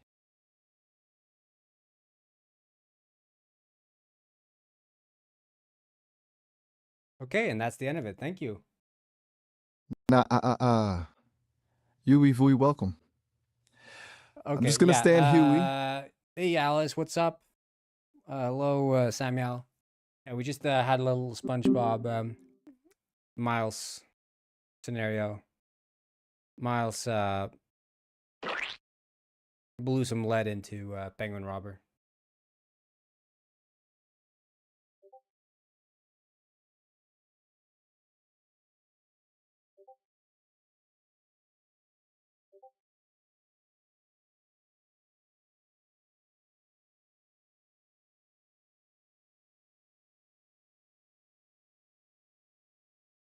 Pumpkin Potion has a Discord server. Oh god. Right. I didn't consider the fact that Penguin Robber might be in different Discord servers than the Penguin Heist one. I wonder if he has the same lore.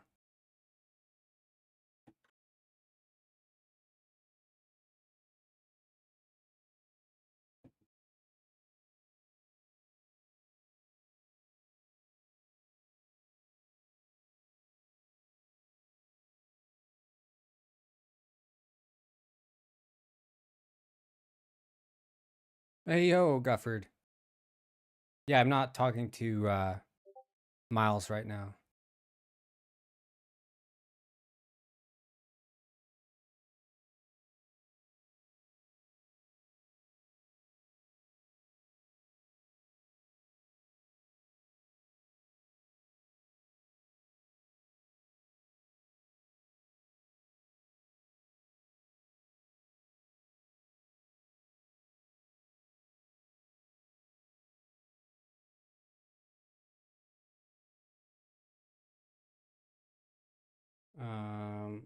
Just a second here.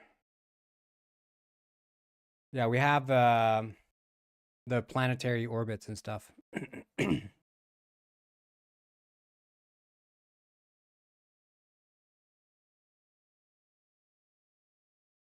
Oh, no music. Right. Yeah, I'll bring the music back.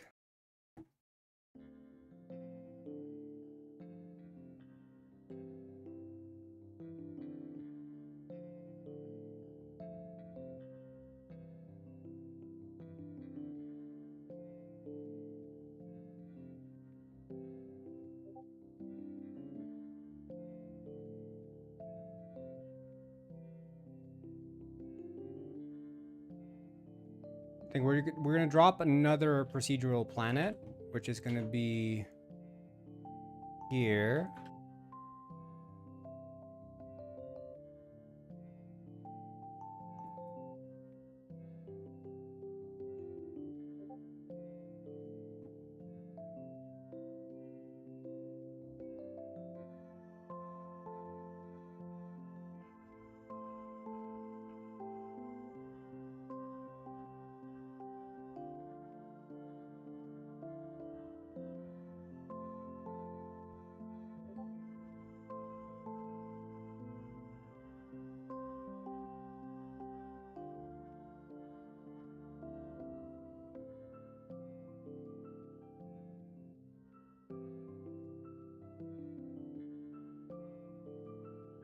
I think Corn is ignoring my questions. Sorry, I didn't see any questions. Was it the asking how the game jam went?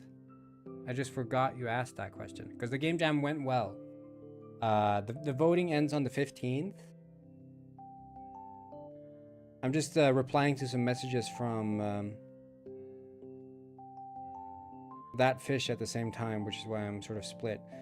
Vacation was good. Vacation was good. I just tried to relax, you know.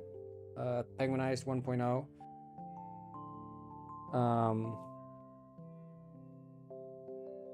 Chill Gwyn style. Now it's just bug fixing, you know.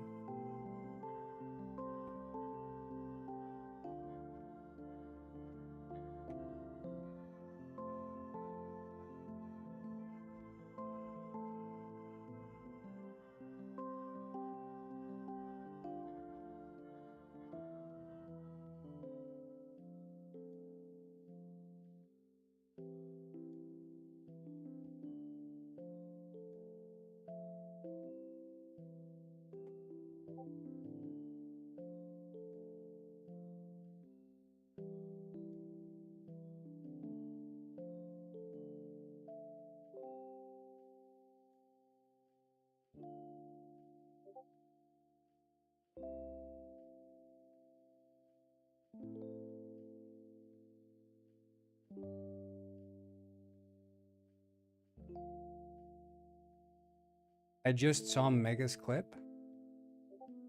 Which one's Mega's clip? Astronaut in the ocean? Oh, yeah.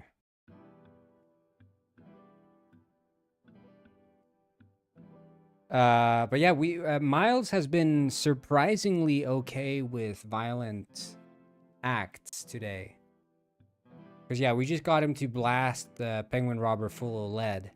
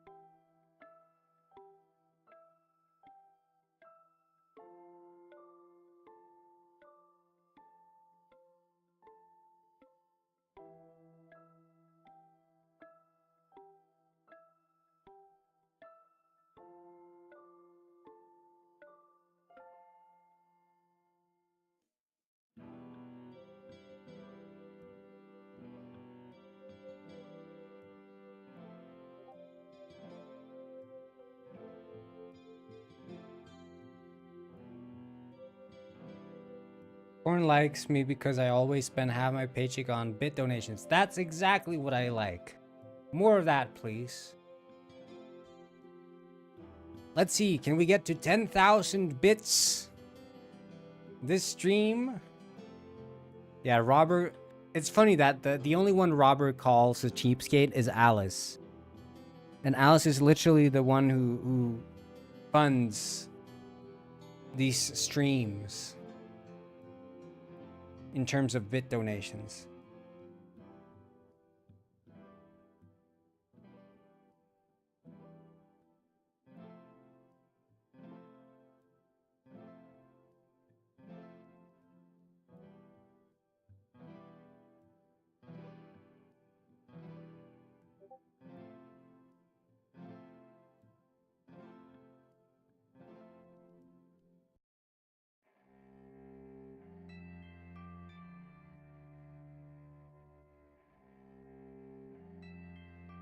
Hype train level 20 coming right up. Yeah.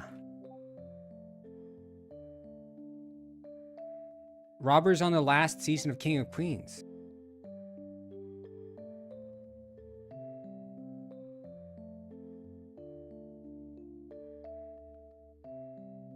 Yeah, I was just saying that Penguin Robert was saying that there's a Discord for this YouTuber that he watches, which made me think that that means that Penguin Robber is in other Discords, which you don't really think about.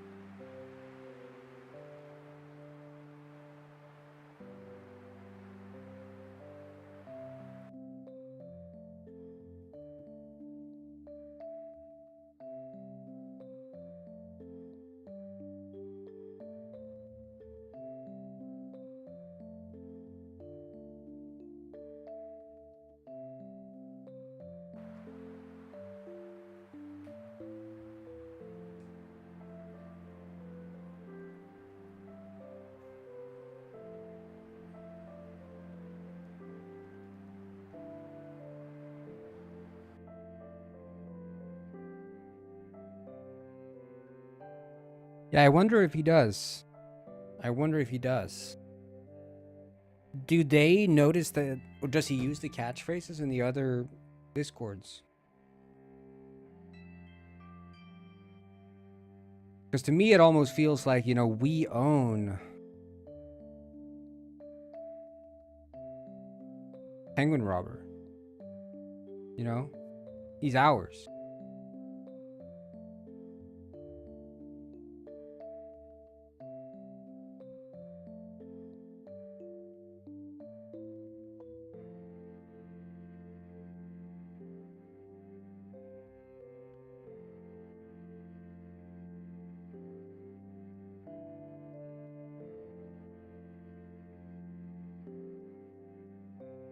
Yeah, he was Penguin before he joined, I think. I think he was always Penguin Robber, but the character of Penguin Robber came to exist mostly because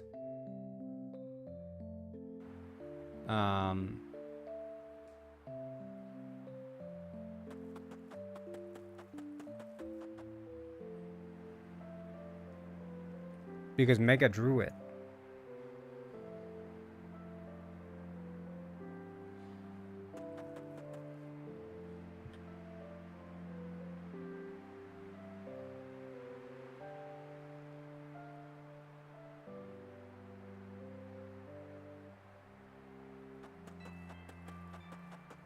What the frig is the moon?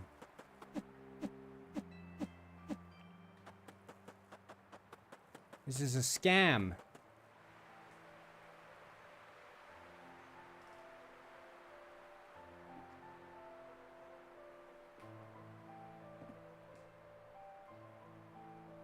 Oh, wait, I guess in the main renderer I need to render...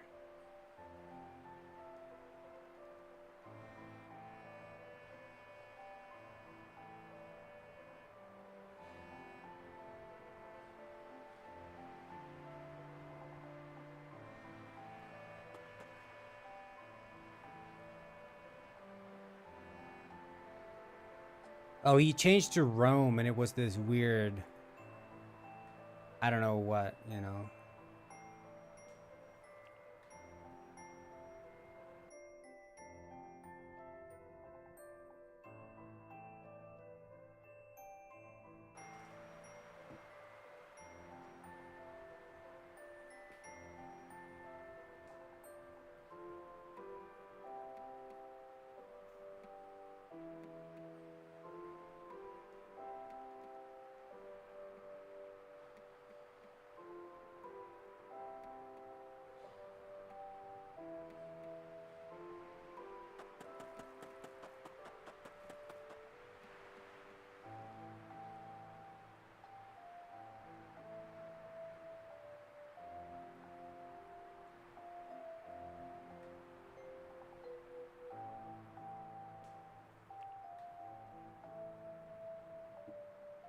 Wait, is it seriously only that distance away?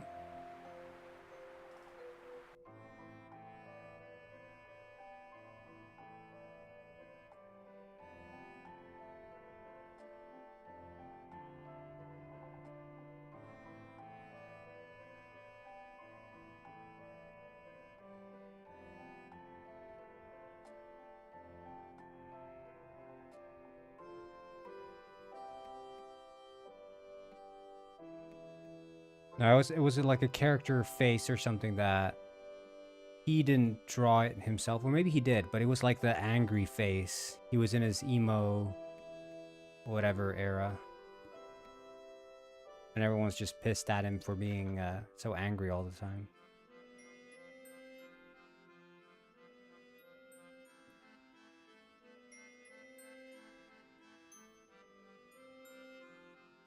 Yeah, Plug is wild.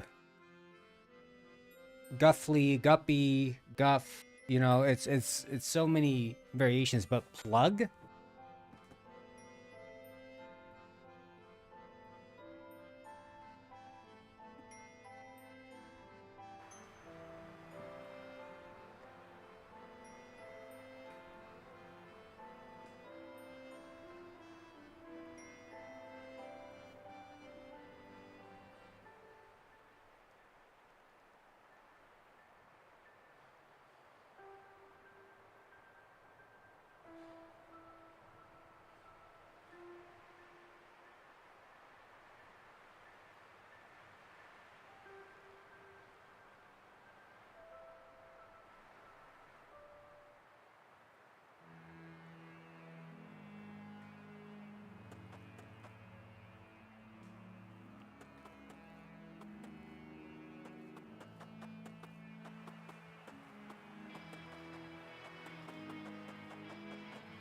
Where's the moon?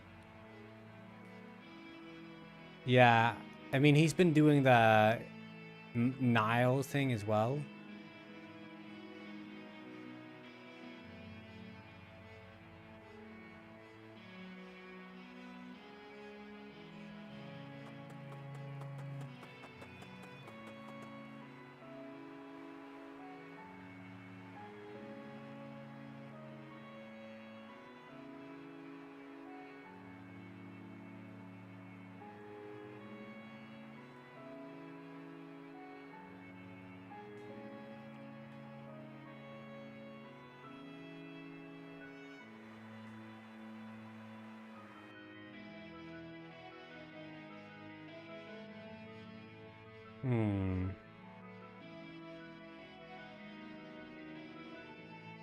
But is it really only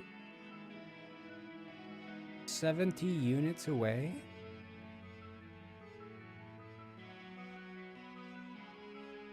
I mean, I guess.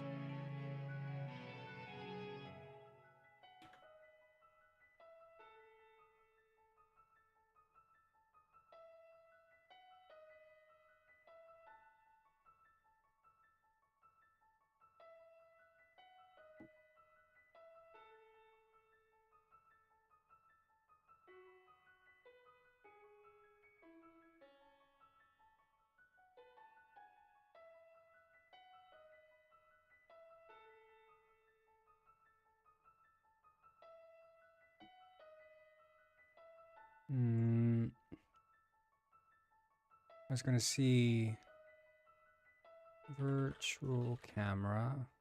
No, it's the camera.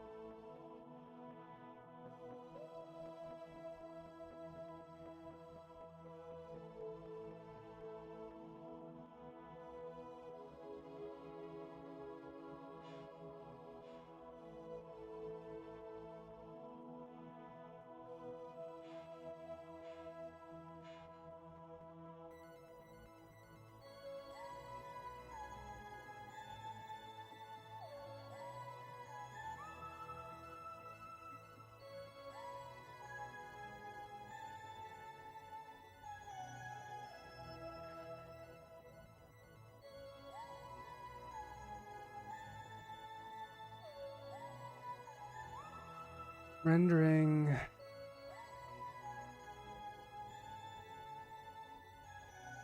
Like, this should render.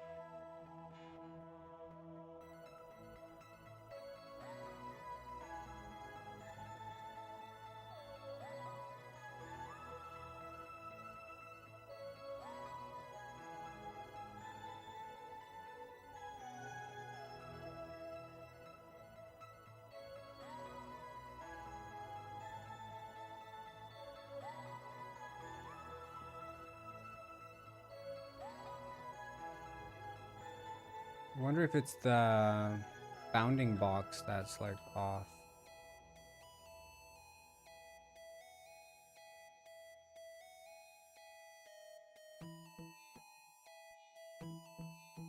I don't think so though.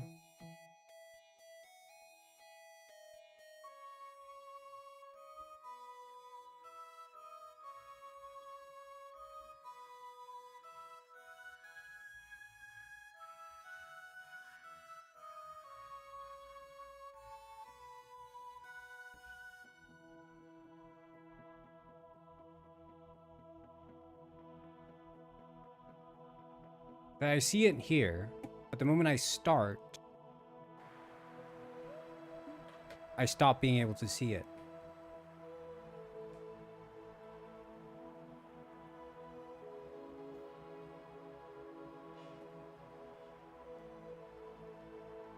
Like, I can see it in the scene. It's just...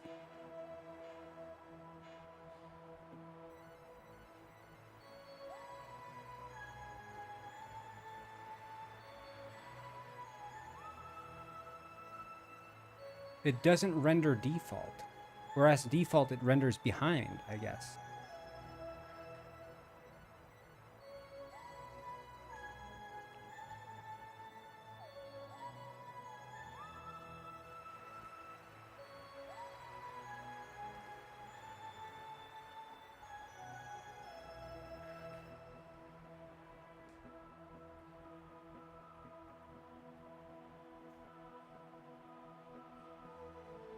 I think it's being obscured behind the skybox.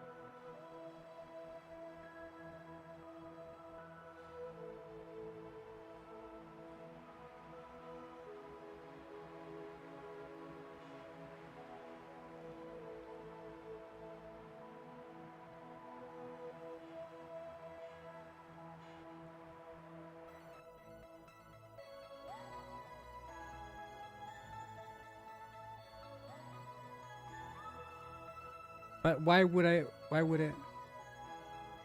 Jugundori, we're working on a space game thing.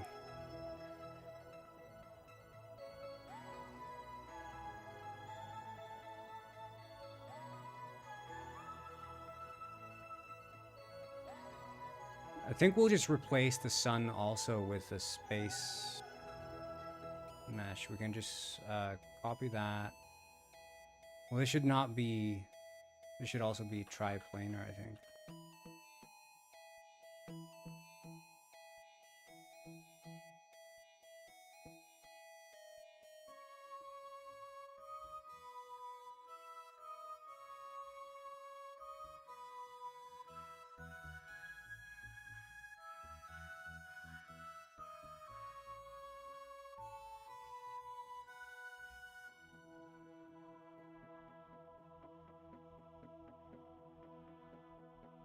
Love the marketing shorts. Oh, yeah, yeah, yeah. Yeah, I had my era where I was posting quite a bit.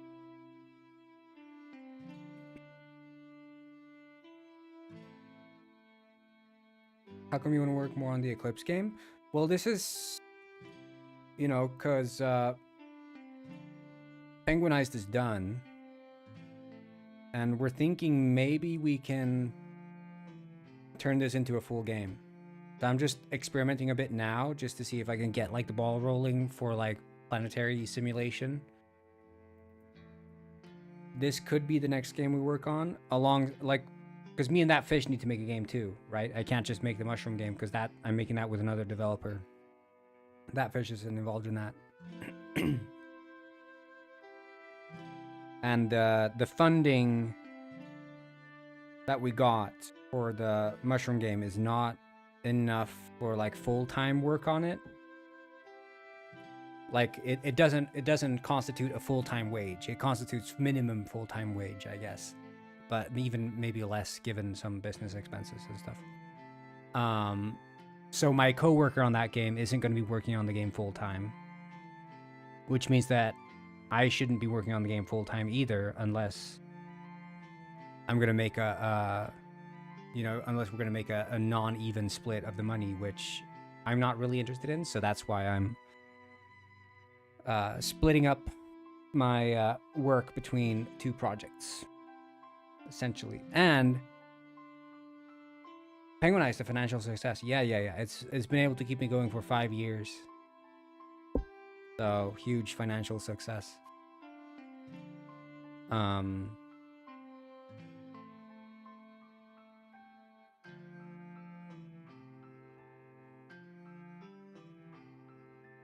But now I want to try to make shorter games, not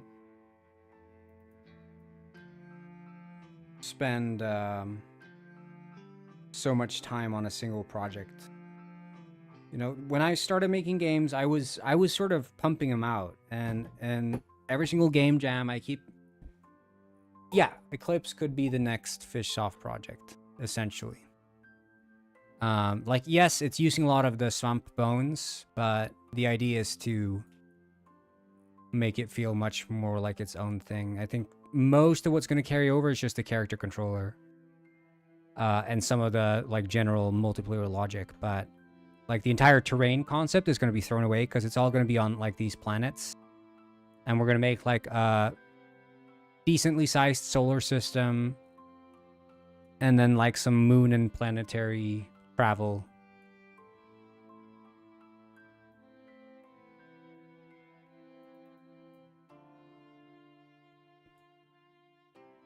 It's like a friend swap for spaceship building.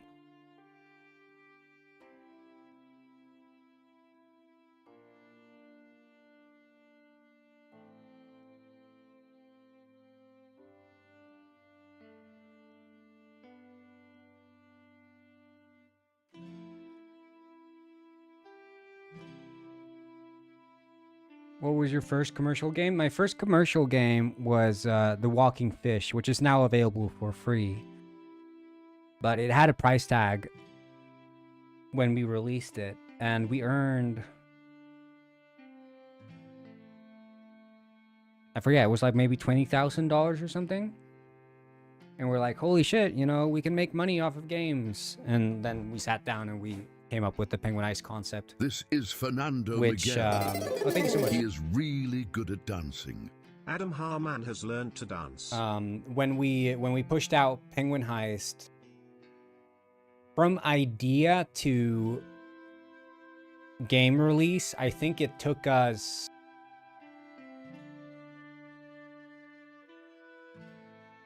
probably just shy of like 8 months or something.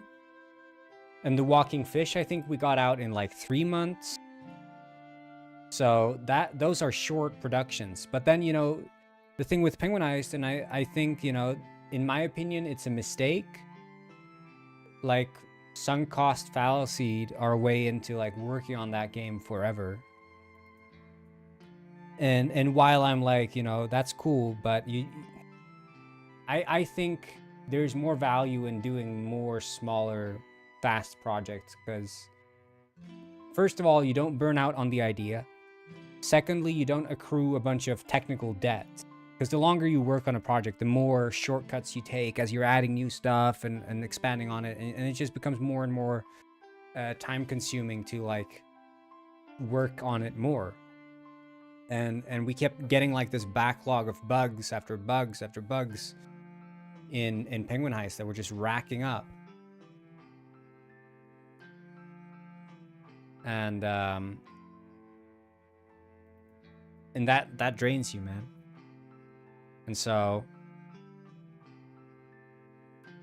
I'm just kind of interested in going back to this like quick and dirty games, you know? And learning from mistakes, because you don't really, when you're working on the same game and you're not starting over fresh, you don't learn from your mistakes. You just keep fixing your mistakes, and like building awkward, I don't know what, like scaffolding around the mistakes you make to just keep the entire project from falling in on itself.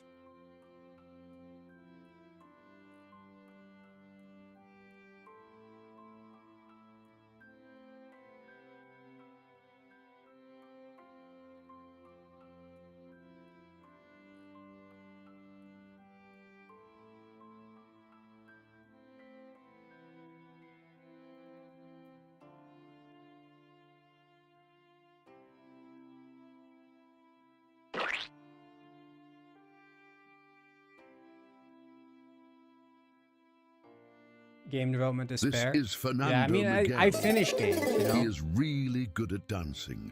Jugondori has learned to Thanks so much, dance. dude. Yeah, I mean, I finish games. So don't get me wrong, I finished them. And I think that's the big difference between me and a lot of game developers, is I actually do finish the games that I set out to make. But the inevitable issue ends up being that you bite off more than you can chew, or not more than you can chew, but more than you should chew. So, you know, I engage in this 5-year journey of making a game, which, I mean, if you think about it in relation to like how long does a person live, you live 100 years at best. That's 5% of your life spent working on a single thing. That's quite a long time. Think about that. Even worse, all these people working in AAA spend 10 years working on a game. That's 10% of their life. Not to mention that like the first 10 of your years of your life, you're not really doing much of anything in terms of like thinking or considering your own existence. So really, it's 1/9 of your life if you're looking at the 10-year thing. And then arguably, maybe the last years of your life, you know, depending on how lucky or unlucky you are, you might spend those years being quite sick and frail. So then that knocks off another 10 years, and then you're spending now 1/8 of your life.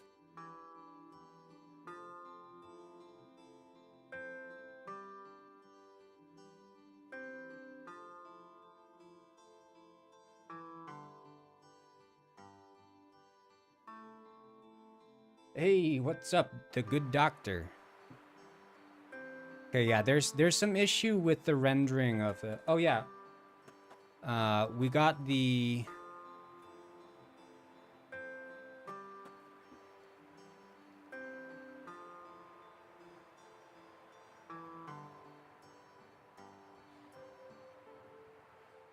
Yeah, look at this. Look at this. We got the actual planets. Holy shit. Fuck. Okay, yeah, never mind.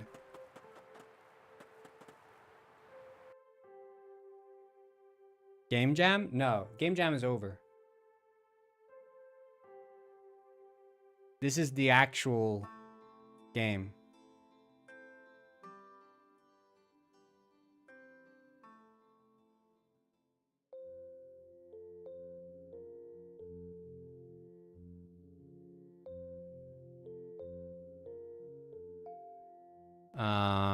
Wait, I don't know exactly what is happening to the rendering.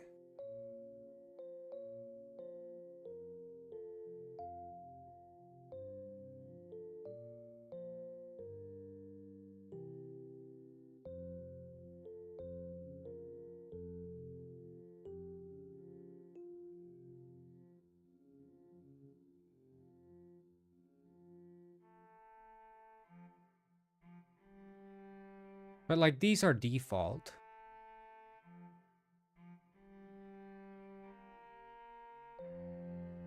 Penguin Springs? Maybe. Maybe. I mean...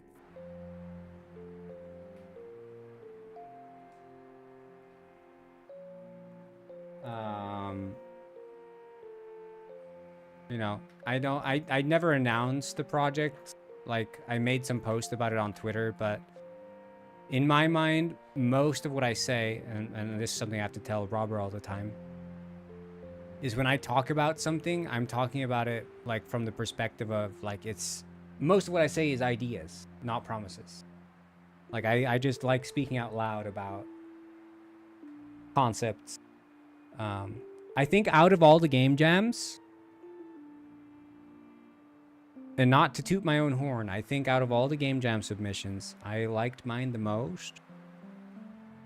That was not the case when I did Shell Riders. Shell Riders was a broken mess, but a lot of people had a lot of fun with this one. They were laughing, and it felt like they were actually like having a good time with the game, as opposed to like, because many of game jam submissions in general, it feels like you have to sit there and you have to like see the potential of what the game could be, but here there was actually like fun to be had with what the game is.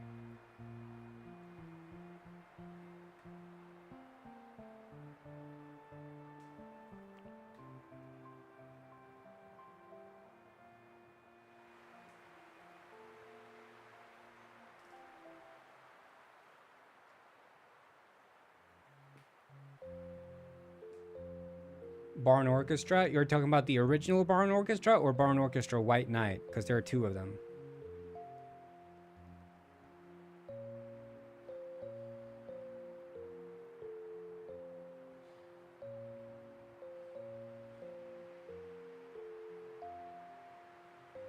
Okay, yeah.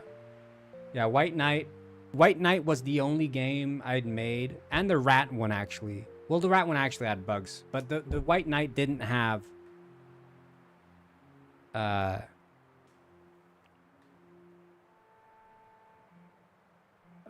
White Knight was the only bug-free game I made. But the Rat Club one I think was pretty good. The one where you're serving beer to the rats.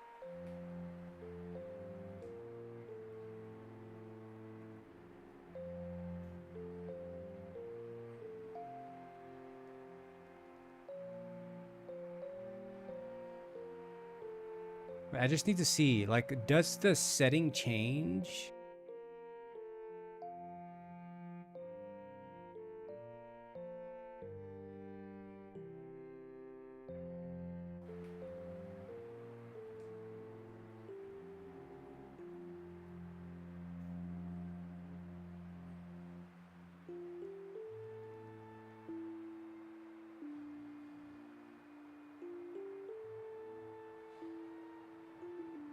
Did you ever win a game jam? Yeah, I've won the most game jams out of anyone in that group. I participated in 6 game jams and I've won 3. Or was it more? Let me see.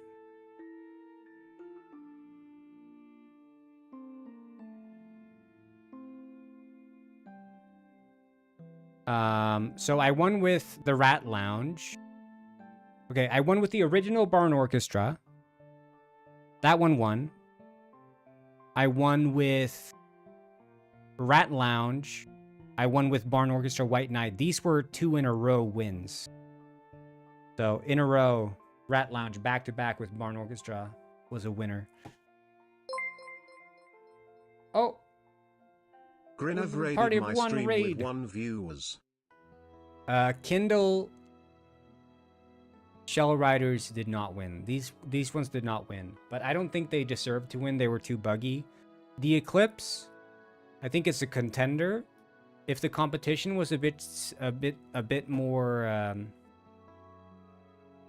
was a bit stronger, then maybe I would say that this one does not necessarily. I think it's up in the running, in my opinion. But I don't know how many people have rated it, because anytime you have a game you have to download, it gets fewer ratings. Like all these are the play-in browser games have so many more ratings than like any other game that you have to download. Has the winner been announced? No, it's going to be announced on the 15th. So it's 20 submissions. We'll see. We'll see.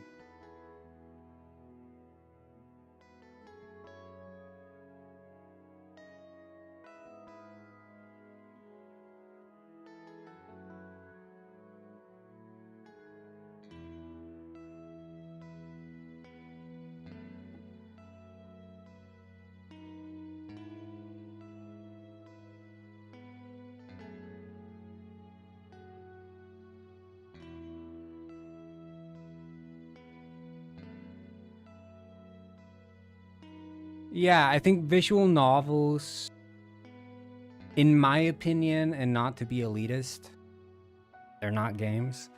No, but the thing is, you could replicate the exact experience of a visual novel. Like a digital visual novel is the exact same. You could just transfer that to a book and you get the identical experience. Like the choose your own adventure thing. There's nothing that the visual novel does differently if it's just like a click through. The favorite one, and I know the guy who made this one, my favorite submission is the car game. But I think why the car game does not take the cake for me is it's not adhering enough to the theme. I feel like car game, it's nice and fun to play. Where's the actual like submission? It's the layout on itch.io for Game Jam sucks, but this game I like. Car game.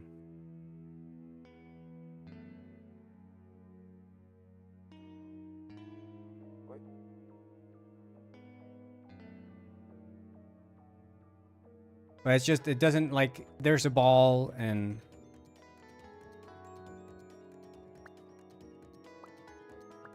it's like kind of chill. You're driving around and picking up balls and stuff. But it's not really giving Eclipse. But like the sound effect and the actual like trying to get the high score and it's nice.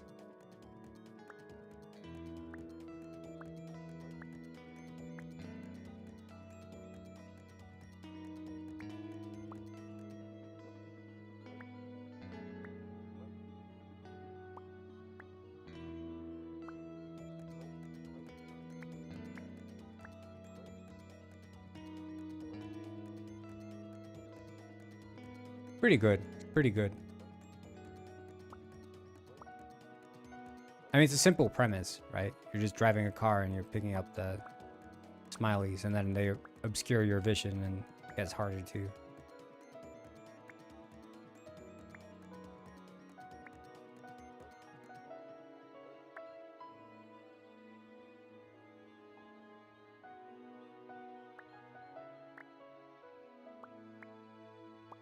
I don't know how much I can actually get from this. I mean, you crash also. Like if you're too, you know, you crash. It's game over, you know.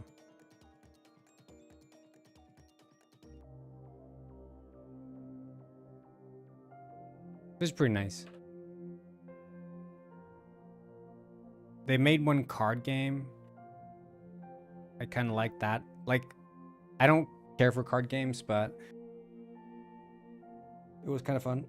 Quick to understand, and you could like sort of plan ahead without knowing what cards there are really.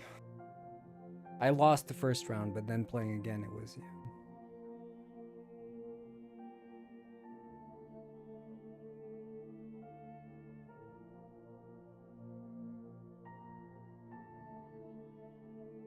Oh wait, is the default render distance short?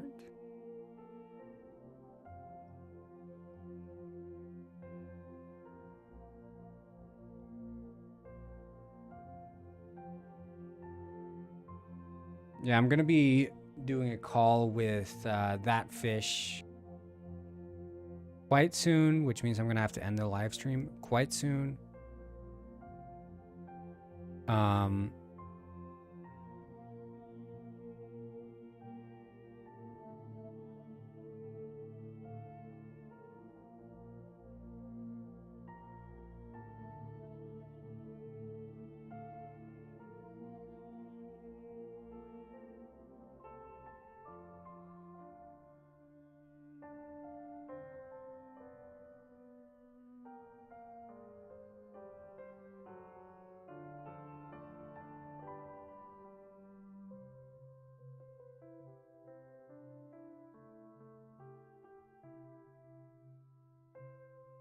We'll see, it's almost ready here.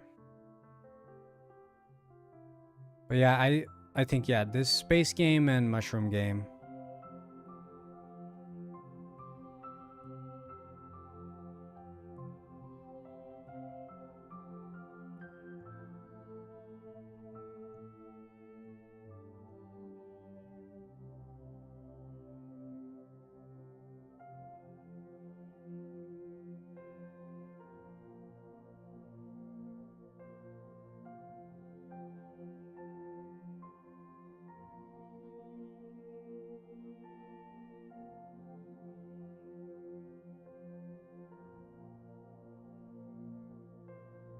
I think if it's on the terrain layer, it should render off in the distance.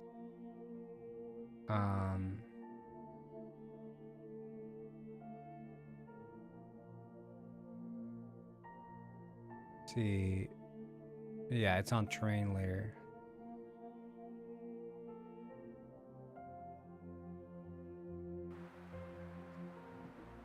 Ah, it renders. So, Big Pooh, are you here? Because, we got the planets. It's a literally Kerbal Space Program. We have, like, gravity and shit.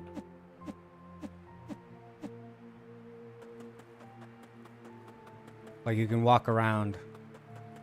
I guess the skybox, the atmosphere has to rotate alongside the player's relation to, because this is, you see here in the skybox here, I have like atmospheric thickness being simulated. So it's less saturated towards the bottom, more saturated towards the top. So that should rotate alongside the player as they walk around the planet. And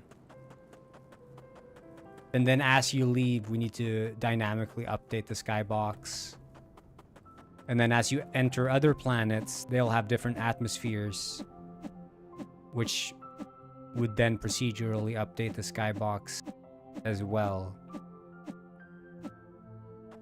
It's gonna be fun. It's gonna be fun.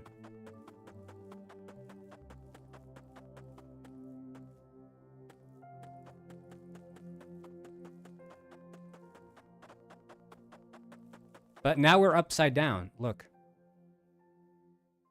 Are you seeing this, Big Pooh? We're below the planet.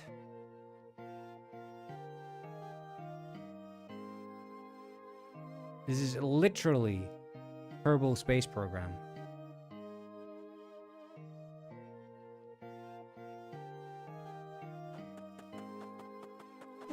No penguin sky. Yes.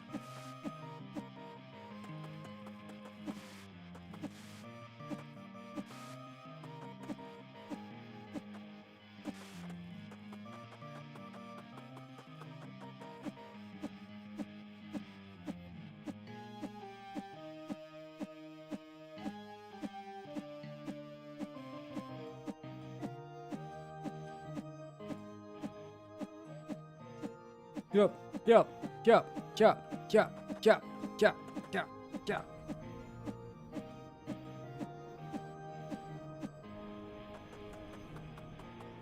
Yeah, so you can just follow the atmospheric thickness to figure out which way is up. That's the trick.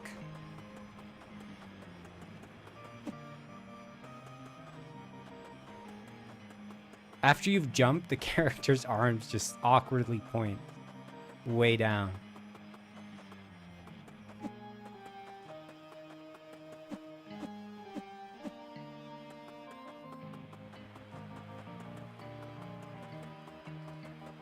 Okay, there it is. Home base.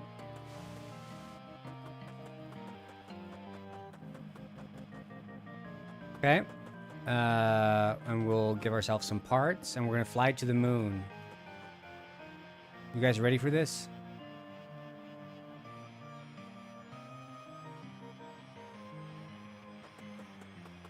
Okay.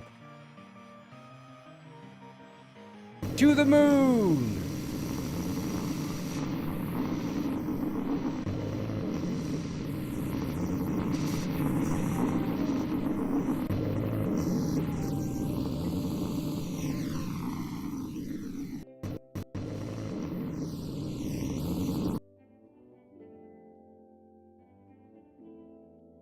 Okay.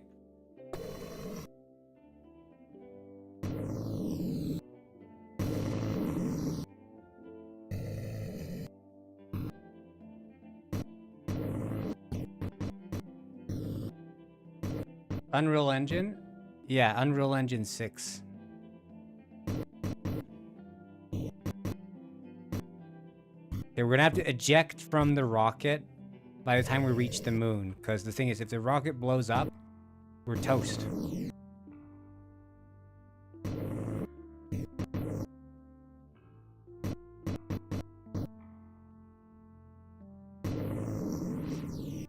See, if I had another day or two, I could have done this. This is what the game could have been. But of course, I wouldn't have had the beautiful terrain, though. Maybe if I had a week. Should we land? We're landing on the moon. Barely eclipse space. That's a problem too. Oh! We landed on the moon! Holy shit! And it works! Flawlessly! Oh my god, this is beautiful!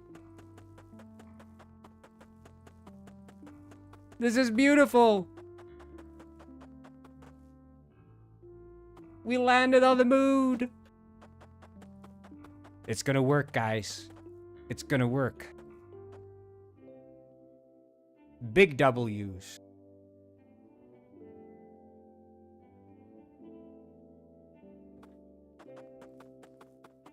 Look, I'm the first kangaroo on the moon. Oh. Look, this could be the game's icon. In this game, the sky isn't the limit.